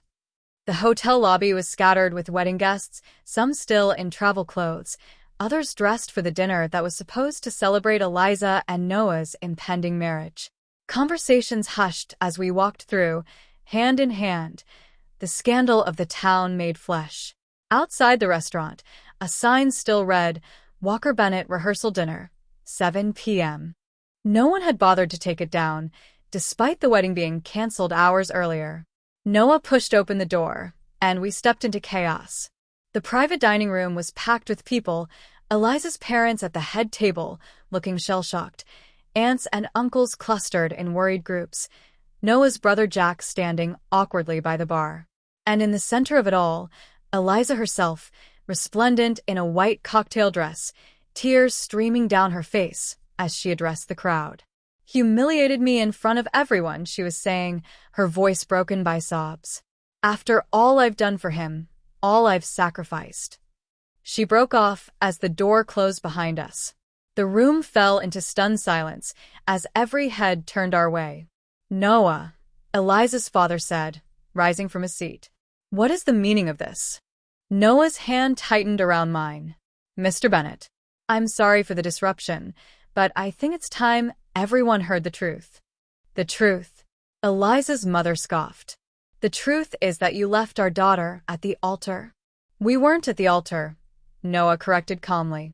And your daughter has been blackmailing me for months. Gasps echoed around the room. Eliza's face contorted with rage. How dare you, she shrieked. After everything I've done for you, like threatening to destroy my career if I didn't marry you? Noah's voice remained level. Like working with Robert Bennett to fabricate evidence against me? All eyes turned to my father, who sat in a corner, ashen-faced and silent. Uncle Robert? Aunt Patricia's voice was faint with disbelief. What is he talking about? Dad looked up, his eyes meeting mine across the room. I saw the moment he realized there was no escape, no way to spin this into something forgivable. I made a mistake, he said finally, the words barely audible. A mistake? I couldn't help myself. You threatened Noah, forced him to leave me, and then helped Eliza blackmail him into marrying her. That's not a mistake, Dad. That's a crime. The room erupted in confused questions, accusations, denials. Eliza's parents looked between her and my father, dawning horror on their faces. Noah's brother Jack moved to stand beside us, a silent show of support. It's not true. Eliza screamed over the chaos. They're lying. They've been having an affair behind my back.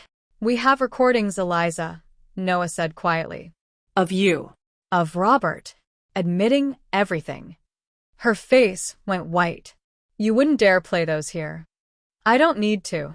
Noah looked around the room, at the faces of friends and family who'd come to celebrate a union built on lies. But I will if I have to. A dangerous silence fell. Eliza's eyes darted around, seeking allies, finding none. Her father had backed away, confusion and doubt clear on his face. My father stared at the floor, defeated. Why? Aunt Patricia asked, her voice breaking as she looked at her daughter. Why would you do this, Eliza? For a moment, vulnerability flashed across Eliza's face. The cousin I'd grown up with, the girl who'd fallen in love with a boy she couldn't have. Then her expression hardened. Because she didn't deserve him, she spat, pointing at me. She never did. I loved him more. I wanted him more. That wasn't your decision to make, Noah said gently. And love doesn't justify what you did. What I did. Eliza laughed bitterly. What about what she did? She turned to the stunned crowd.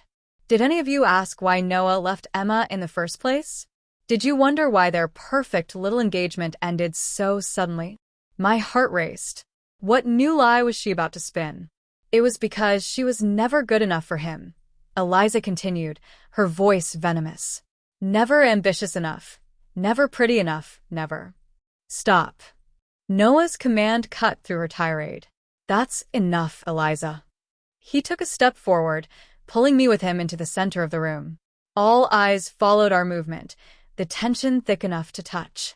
I left Emma because her father threatened to destroy my career with falsified evidence of embezzlement, Noah said, his voice clear and steady.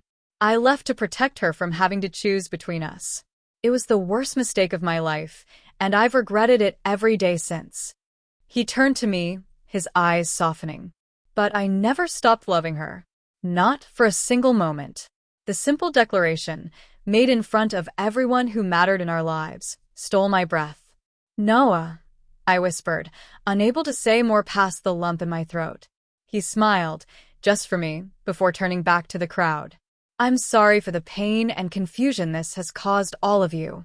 You came here to celebrate a wedding that was never real, never honest. For that, I apologize. Eliza's father stepped forward, his face grave. Are you saying my daughter and Robert conspired to blackmail you? Noah nodded. Yes, sir. I have evidence, which I've already provided to my lawyer.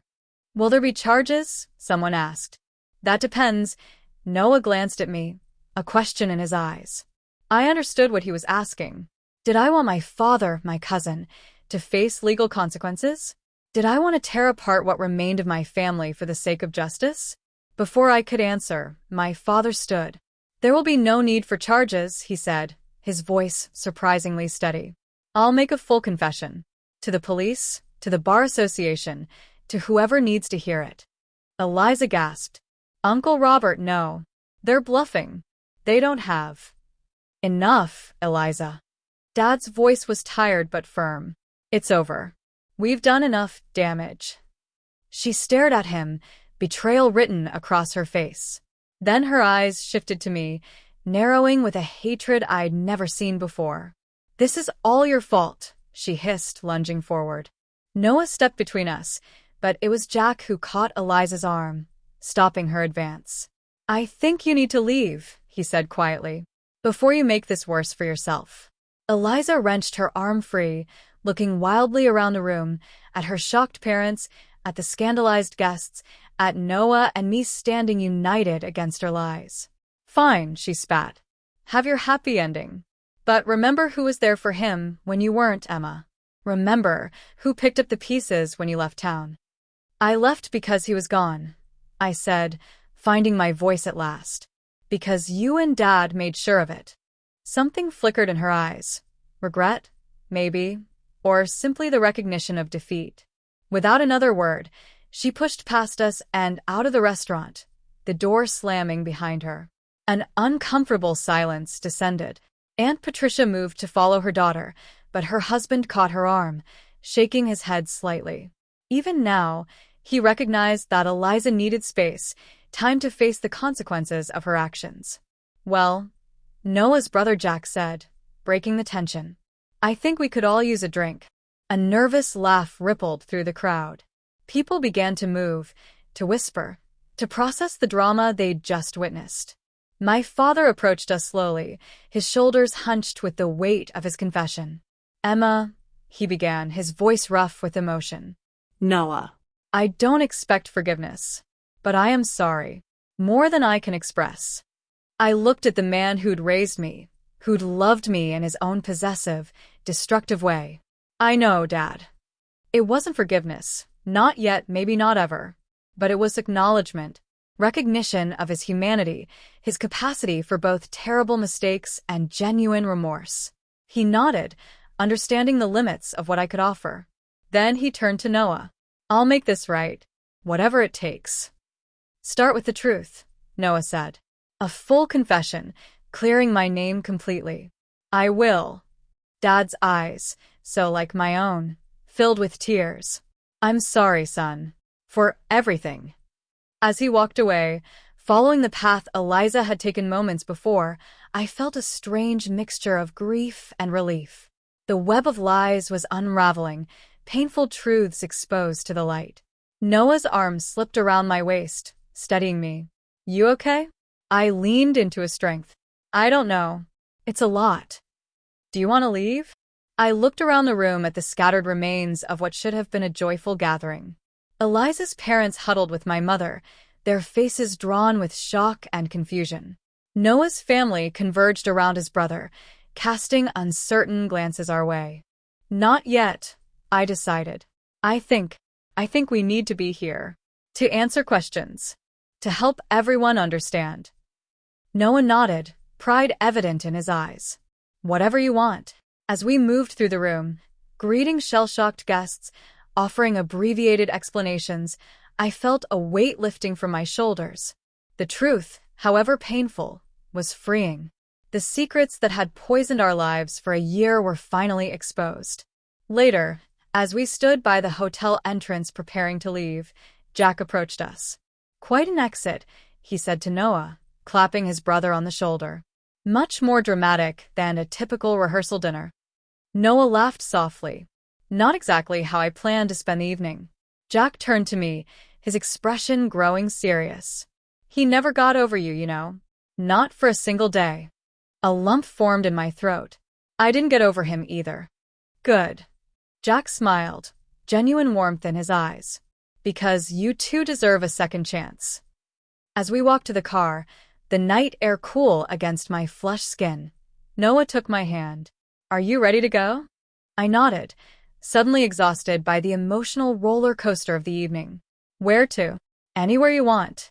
I thought for a moment, considering our options. My parents' house, with its atmosphere of broken trust and painful revelations. The cabin, where we'd reconnected, but which held the shadow of Eliza's confrontation. Take me to your place, I said finally. I just want to be somewhere new. Somewhere that's just ours. Noah's smile lit something inside me. Hope, perhaps, or the first fragile tendrils of trust reborn. Just ours, he repeated, squeezing my hand. I liked the sound of that. As we drove away from the hotel, from the wreckage of the rehearsal dinner that would never lead to a wedding, I felt myself breathing easier. The road ahead was uncertain, filled with challenges and conversations we had yet to navigate. But for the first time in a year, I wasn't facing it alone. Morning light filtered through unfamiliar curtains, casting golden patterns across the bed. For a moment, I lay still, orienting myself in the strange room. Noah's room, in the small house he'd rented on the edge of town after returning to Meadowbrook. Last night flooded back in vivid detail. The confrontation at the hotel, my father's confession, Eliza's fury, and afterward, coming here, to this quiet sanctuary where Noah and I had talked until dawn about everything and nothing. We'd fallen asleep fully clothed on top of the covers, my head on his chest, his arm around me, both too emotionally exhausted for anything more than the simple comfort of being close. Today was supposed to be their wedding day, Noah and Eliza's. The irony wasn't lost on me. I slipped from the bed, careful not to wake Noah, who still slept deeply. In the bathroom, I splashed cold water on my face, staring at my reflection. I looked different somehow, older, perhaps, or simply more present in my own skin. The past 2 days had changed me, forced me to confront truths I'd been avoiding for a year. In the kitchen, I found coffee and set about making a pot, moving quietly through the unfamiliar space. Noah's house was sparsely furnished but tidy, a temporary dwelling for a man who hadn't planned to stay long. Only now it seemed his plans had changed. My phone, charging on the counter, buzzed with incoming messages. I hadn't checked it since the chaos of last night. Mom. Asterisk, are you okay? Where are you staying? Asterisk. Jack. Asterisk, way to drop the mic last night. Dad says to tell you both he's proud. Asterisk. And a dozen texts from unknown numbers, probably wedding guests seeking gossip or clarification about what they'd witnessed. The last message made my heart skip. Eliza. Asterisk, I hope you're happy. This was supposed to be my day. You've ruined everything. Asterisk. I set the phone down without responding. Eliza's pain, however self-inflicted, was still real. But her anger wasn't my burden to carry. Good morning. I turned to find Noah in the doorway, hair tousled from sleep, eyes soft as they took me in. "Morning," I replied, offering a cup of coffee. "Sleep okay?" He accepted the mug with a grateful smile. "Better than I have in a year." The simple confession warmed something inside me. Me too. We settled at the small kitchen table, the quiet comfortable between us. Outside, birds sang in the maple tree that shaded the yard, oblivious to human drama. "Today was supposed to be the wedding," Noah said finally, breaking the silence. I nodded. I was thinking the same thing. Strange, isn't it? How quickly everything can change. "A year ago, I thought we'd be married by now," I said, the words slipping out before I could stop them. Noah's eyes met mine, something vulnerable in their blue depths. I thought so too. The moment stretched between us, full of shared regret and cautious hope. My phone buzzed again, breaking the spell. A text from Mom. "Asterisk, your father is turning himself in this morning. He wants to see you first. Asterisk." I showed the message to Noah, my stomach knotting with anxiety. "Will you go?" he asked quietly. "I don't know." I set the phone down. Part of me never wants to see him again. But another part needs closure. Noah finished for me. I nodded, grateful for his understanding. "Would you come with me if I decide to go?" "Of course." He reached across the table, his hand covering mine. "Whatever you need." The doorbell rang, startling us both. Noah frowned. "I'm not expecting anyone." He moved to the front door while I remained in the kitchen, still processing the weight of my mother's text. My father wanted to see me. The man who had orchestrated the destruction of my happiness, who had manipulated and threatened and lied. He wanted to see me before facing the consequences of his actions. Did I owe him that? Did I owe myself that? Noah's voice, tense and confused, drifted from the entryway. "What are you doing here?" A female voice replied, too low for me to catch the words. Something about it raised the hair on my arms. I stepped into the hallway just as Eliza pushed past Noah into the house. She wore a white sundress, her hair pulled back in an elegant chignon, makeup flawless despite the redness around her eyes. She looked like a bride on her wedding morning, which I realized with a jolt she was supposed to be. "Eliza," I said, startled by her appearance. "What are you doing here?" Her eyes, so similar to mine in color but now cold with fury, swept over me, taking in my rumpled clothes from yesterday, my bare feet on Noah's floor, the evidence of my night in his home. "I needed to see it for myself," she said, her voice brittle. "The happy reunion, the triumph of true love." The mocking in her tone made me flinch. "You shouldn't be here," Noah said, moving to stand beside me. "The restraining order is the least of my concerns right now." Eliza cut him off with a dismissive wave. "My father is meeting with lawyers. My mother can't stop crying. Uncle Robert is turning himself in for fraud. And I'm supposed to be getting married in." She checked the delicate watch on her wrist. "Exactly 4 hours." The raw pain beneath her anger was palpable, almost uncomfortable to witness. "I'm sorry," I said, meaning it despite everything. "This isn't how any of us wanted things to end." "End?" Eliza laughed, the sound sharp and humorless. "Oh, this isn't the end, Emma. This is just the beginning of you two realizing exactly what you've done." "What we've done?" Noah's voice hardened. "You blackmailed me. You threatened my career, my freedom. You manipulated everyone around you to get what you wanted." "Because I loved you." Eliza's composure cracked, her eyes filling with tears. "Everything I did was because I loved you more than she ever could." The delusion in her claim was almost painful to hear. "Eliza, this isn't love," I said gently. "Love doesn't hurt people. It doesn't control or manipulate or threaten." "What would you know about it?" she shot back. "You gave up on him. You left town, started a new life. I was the one who stayed. I was the one who helped him when your father's threats destroyed him." "Helped me?" Noah's disbelief was evident. "You continued the blackmail. You used my pain to control me." Eliza shook her head, denial clear in every line of her body. "No." No, I was protecting you, making sure Uncle Robert couldn't hurt you anymore. By threatening to release the same evidence if I didn't marry you? She flinched, reality cracking through her carefully constructed narrative. I just wanted a chance. A chance to show you how good we could be together. The desperation in her voice struck a chord of pity within me. Eliza had convinced herself that her actions were justified, that her love for Noah somehow excused the manipulation and lies. You need help, Eliza, I said softly. Professional help. Her face hardened. What I need is what's rightfully mine. My wedding day. My future with Noah. That was never yours, Noah said, his voice gentle but firm. I never loved you, Eliza. I was never going to love you, no matter how long you forced me to stay. The truth, spoken so plainly, seemed to hit her like a physical blow. She staggered slightly, her hand finding the wall for support. You don't mean that, she whispered. You can't mean that. I do. Noah's eyes were sad but resolute. I'm sorry if that hurts you. But continuing this charade would only hurt us all more in the long run. For a moment, vulnerability flashed across Eliza's face, a glimpse of the girl I'd grown up with, who'd always wanted what others had, who'd never quite believed she was enough on her own. Then the mask slipped back into place. Fine.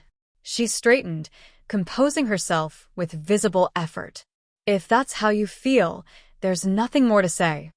The sudden capitulation felt wrong, too easy after the intensity of her previous emotions. Eliza, I began, uncertain. No, you're right. She smiled, the expression not reaching her eyes. This was never real. I see that now. She moved toward the door, her movements unnaturally controlled. I should go. There are 100 people expecting a wedding today. Someone should tell them it's been canceled. Your parents already took care of that, Noah said. After last night, everyone knows the wedding is off. Eliza paused, her back to us. Of course they do. I'm the talk of the town now, aren't I? Poor delusional Eliza, so desperate for love, she had to blackmail a man into marrying her. The self-awareness in her words surprised me. Perhaps she wasn't as lost in her own narrative as I'd thought. It doesn't have to define you, I said. You can get help, make amends, start over. She turned, her eyes meeting mine with an intensity that made me step back. Like you did?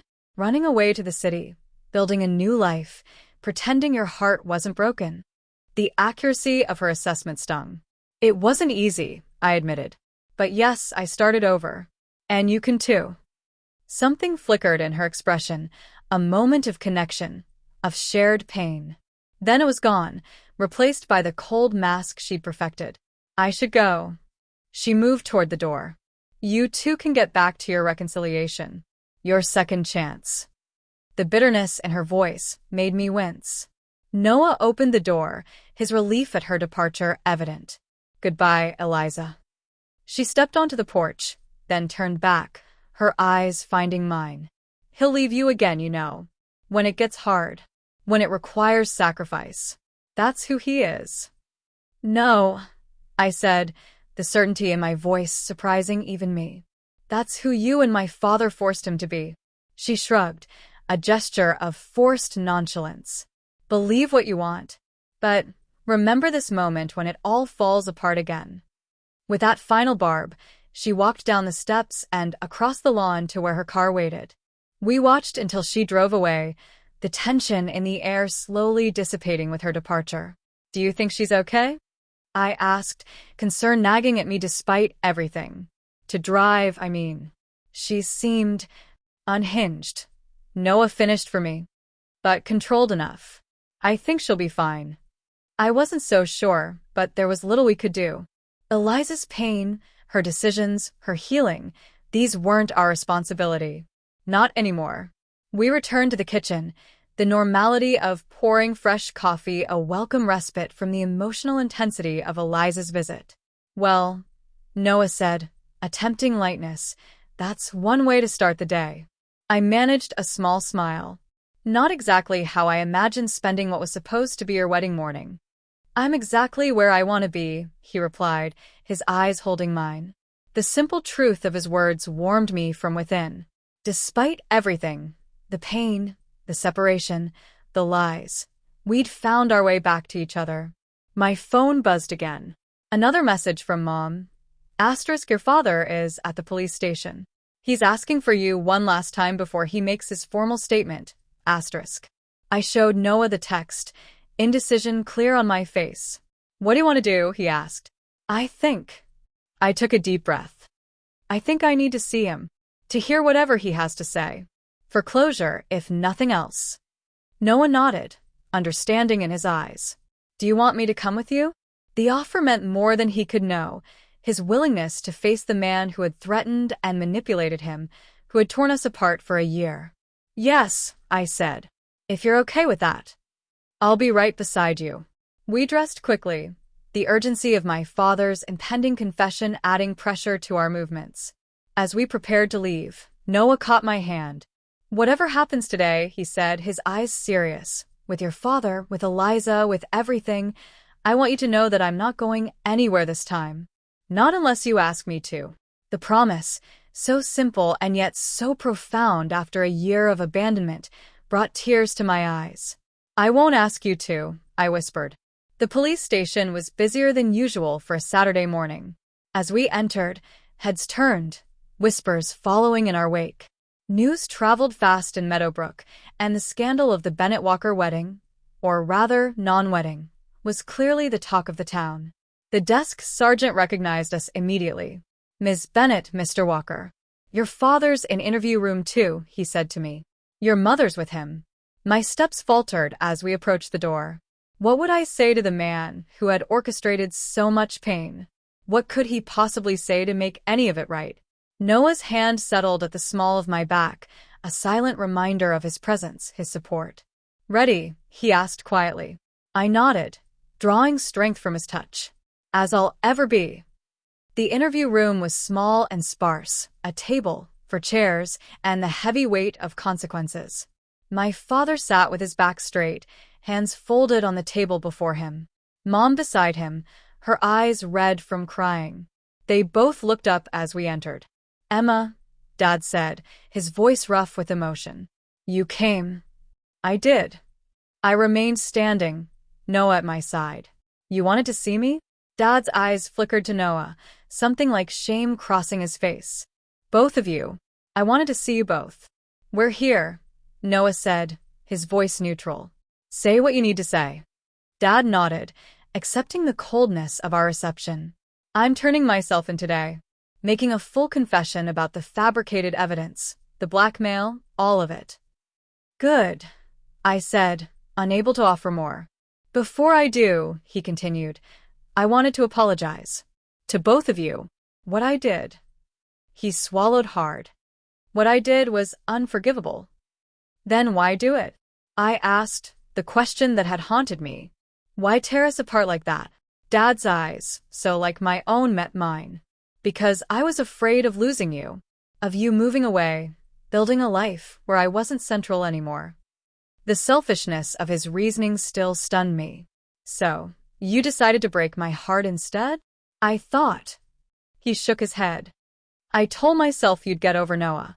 Find someone local. Stay close to home, to family. To you, Noah clarified, his voice hard. Dad nodded, not denying it. I was wrong. So terribly wrong. I watched you suffer for a year, Emma.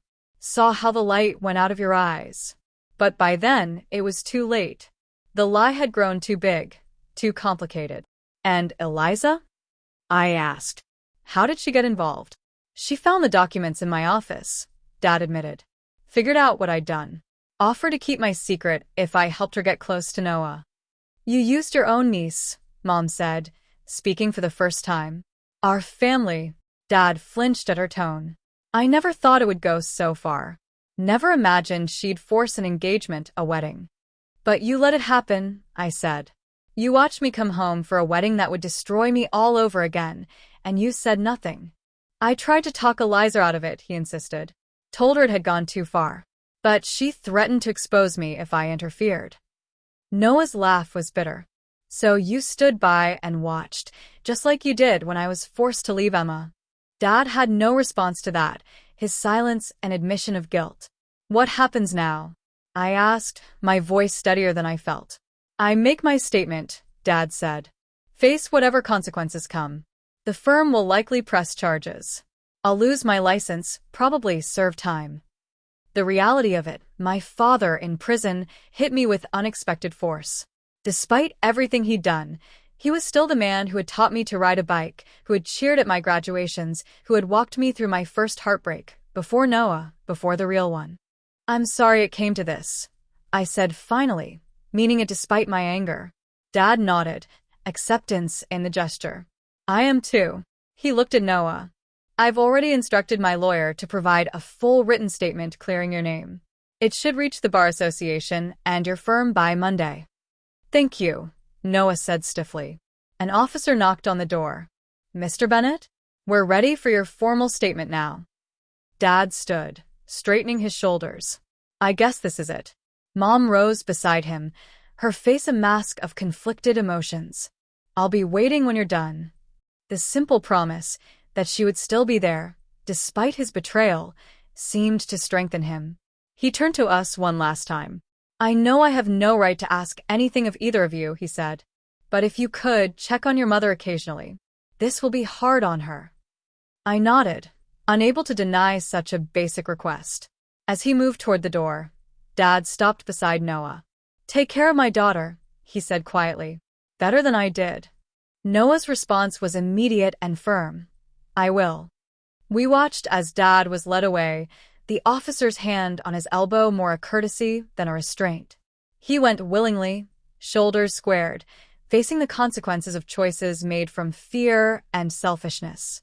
Outside the police station, the day had brightened, sunshine warming the spring air. We stood on the steps, uncertain what to do next. Are you okay? Noah asked, his eyes searching my face. I don't know, I answered honestly. It's a lot to process. He nodded, understanding in his gaze. What do you want to do now? I looked down the street, toward the church where, in another reality, Eliza would be walking down the aisle in a few hours. Where Noah would be waiting at the altar, trapped in a marriage built on lies. Where I would be sitting in a pew, watching the man I loved marry my cousin. But that wasn't our reality anymore. Let's go somewhere, I said suddenly. Just drive. Get out of this town for a while. Noah smiled, relief evident in his expression. Anywhere specific in mind? I shook my head. Just away. Somewhere new. Somewhere that's just ours. Just ours, he repeated, the words of promise. I liked the sound of that. As we walked to his car, Noah reached for my hand. I intertwined my fingers with his, the simple contact grounding me amidst the chaos of the morning. Run with me, he said suddenly, stopping in the middle of the sidewalk. What? His eyes were bright with spontaneity, with hope. Run with me. Not just for today.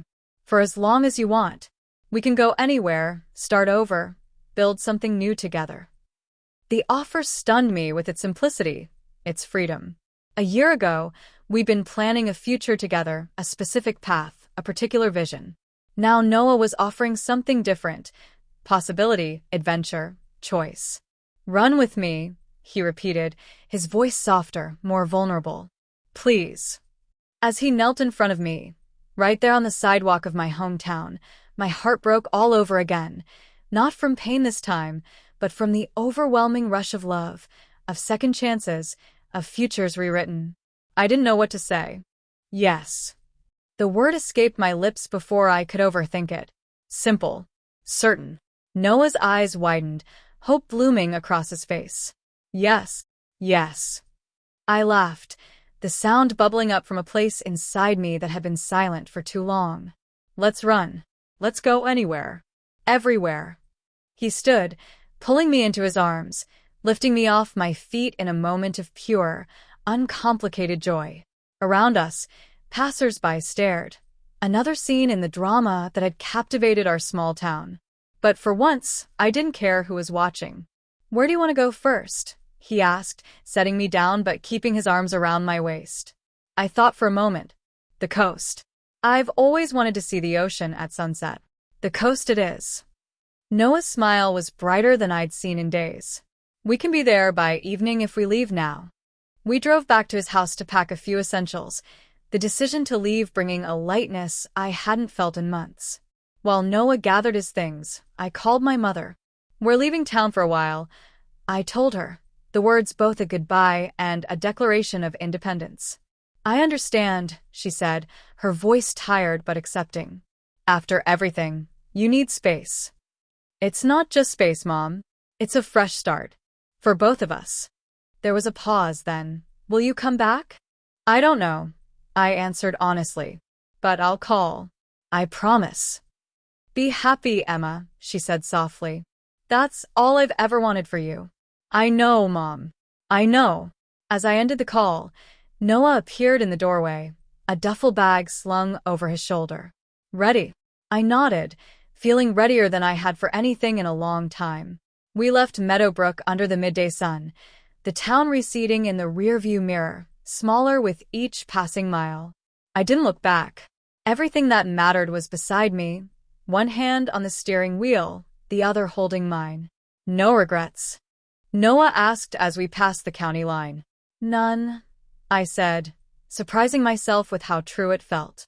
The world we left behind would continue without us. My father facing the consequences of his actions, my mother piecing together the fragments of her shattered trust, Eliza confronting the wreckage of her own making. Their stories would unfold in their own time, their own way. But our story was just beginning. We drove west toward the coast, windows down, music playing, talking about everything and nothing. About the year we'd lost and the future stretching before us. About dreams we'd put on hold and new ones taking shape. I turned down the Chicago job, Noah said as afternoon shadows lengthened across the highway. The one at the corporate firm? But that was your dream job. He glanced at me, his eyes clear and certain. Dreams change. That job would have meant 80-hour weeks, constant travel, no life outside the office. After losing you, I realized what really mattered. And what's that? I asked, though I already knew the answer. This. He squeezed my hand. Us. A life that's full, not just successful. The simple wisdom of it settled into my bones. We'd both changed in the year apart, grown in ways that might have taken decades otherwise. The pain had transformed us, stripped away pretenses, clarified what mattered. What about you? Noah asked. Will you go back to the city? To your job? I considered the question. My position at the publishing house had been my escape after Noah left, a place to pour my energy and grief. I don't know. I liked the work, but it was always something I fell into, not something I chose. What would you choose now?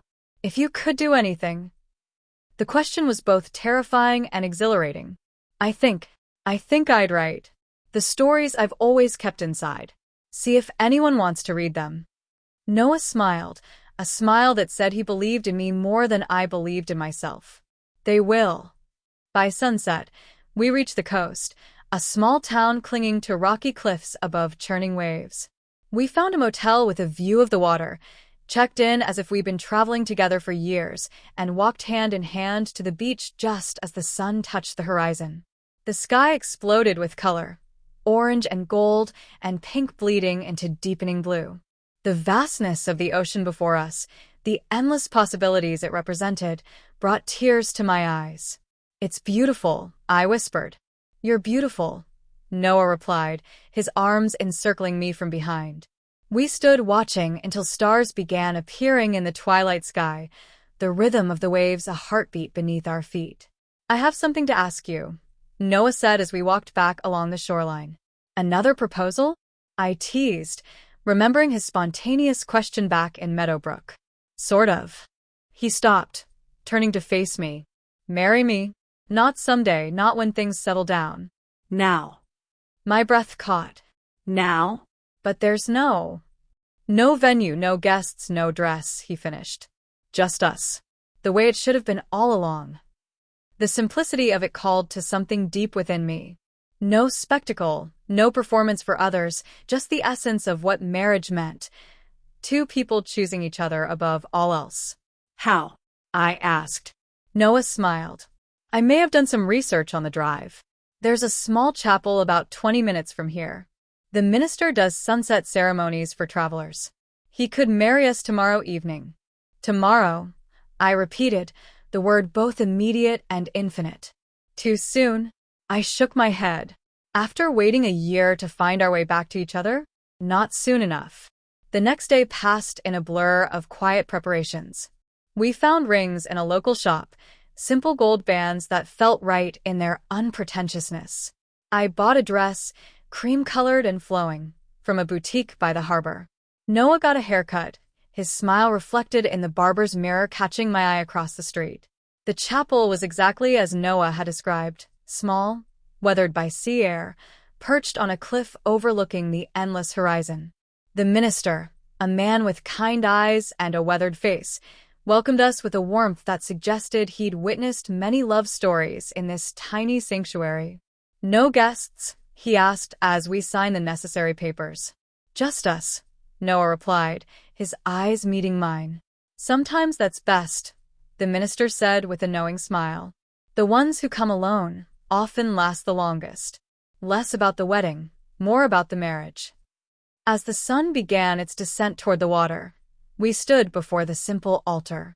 No music played except the distant crash of waves. No audience watched except the seabirds wheeling outside the windows. No elaborate vows were exchanged, just the ancient, eternal promises of love and fidelity. When the minister pronounced us husband and wife, the last rays of sunlight broke through the clouds, casting golden light across the wooden floor. I never stopped loving you, Noah whispered as he leaned down to kiss me.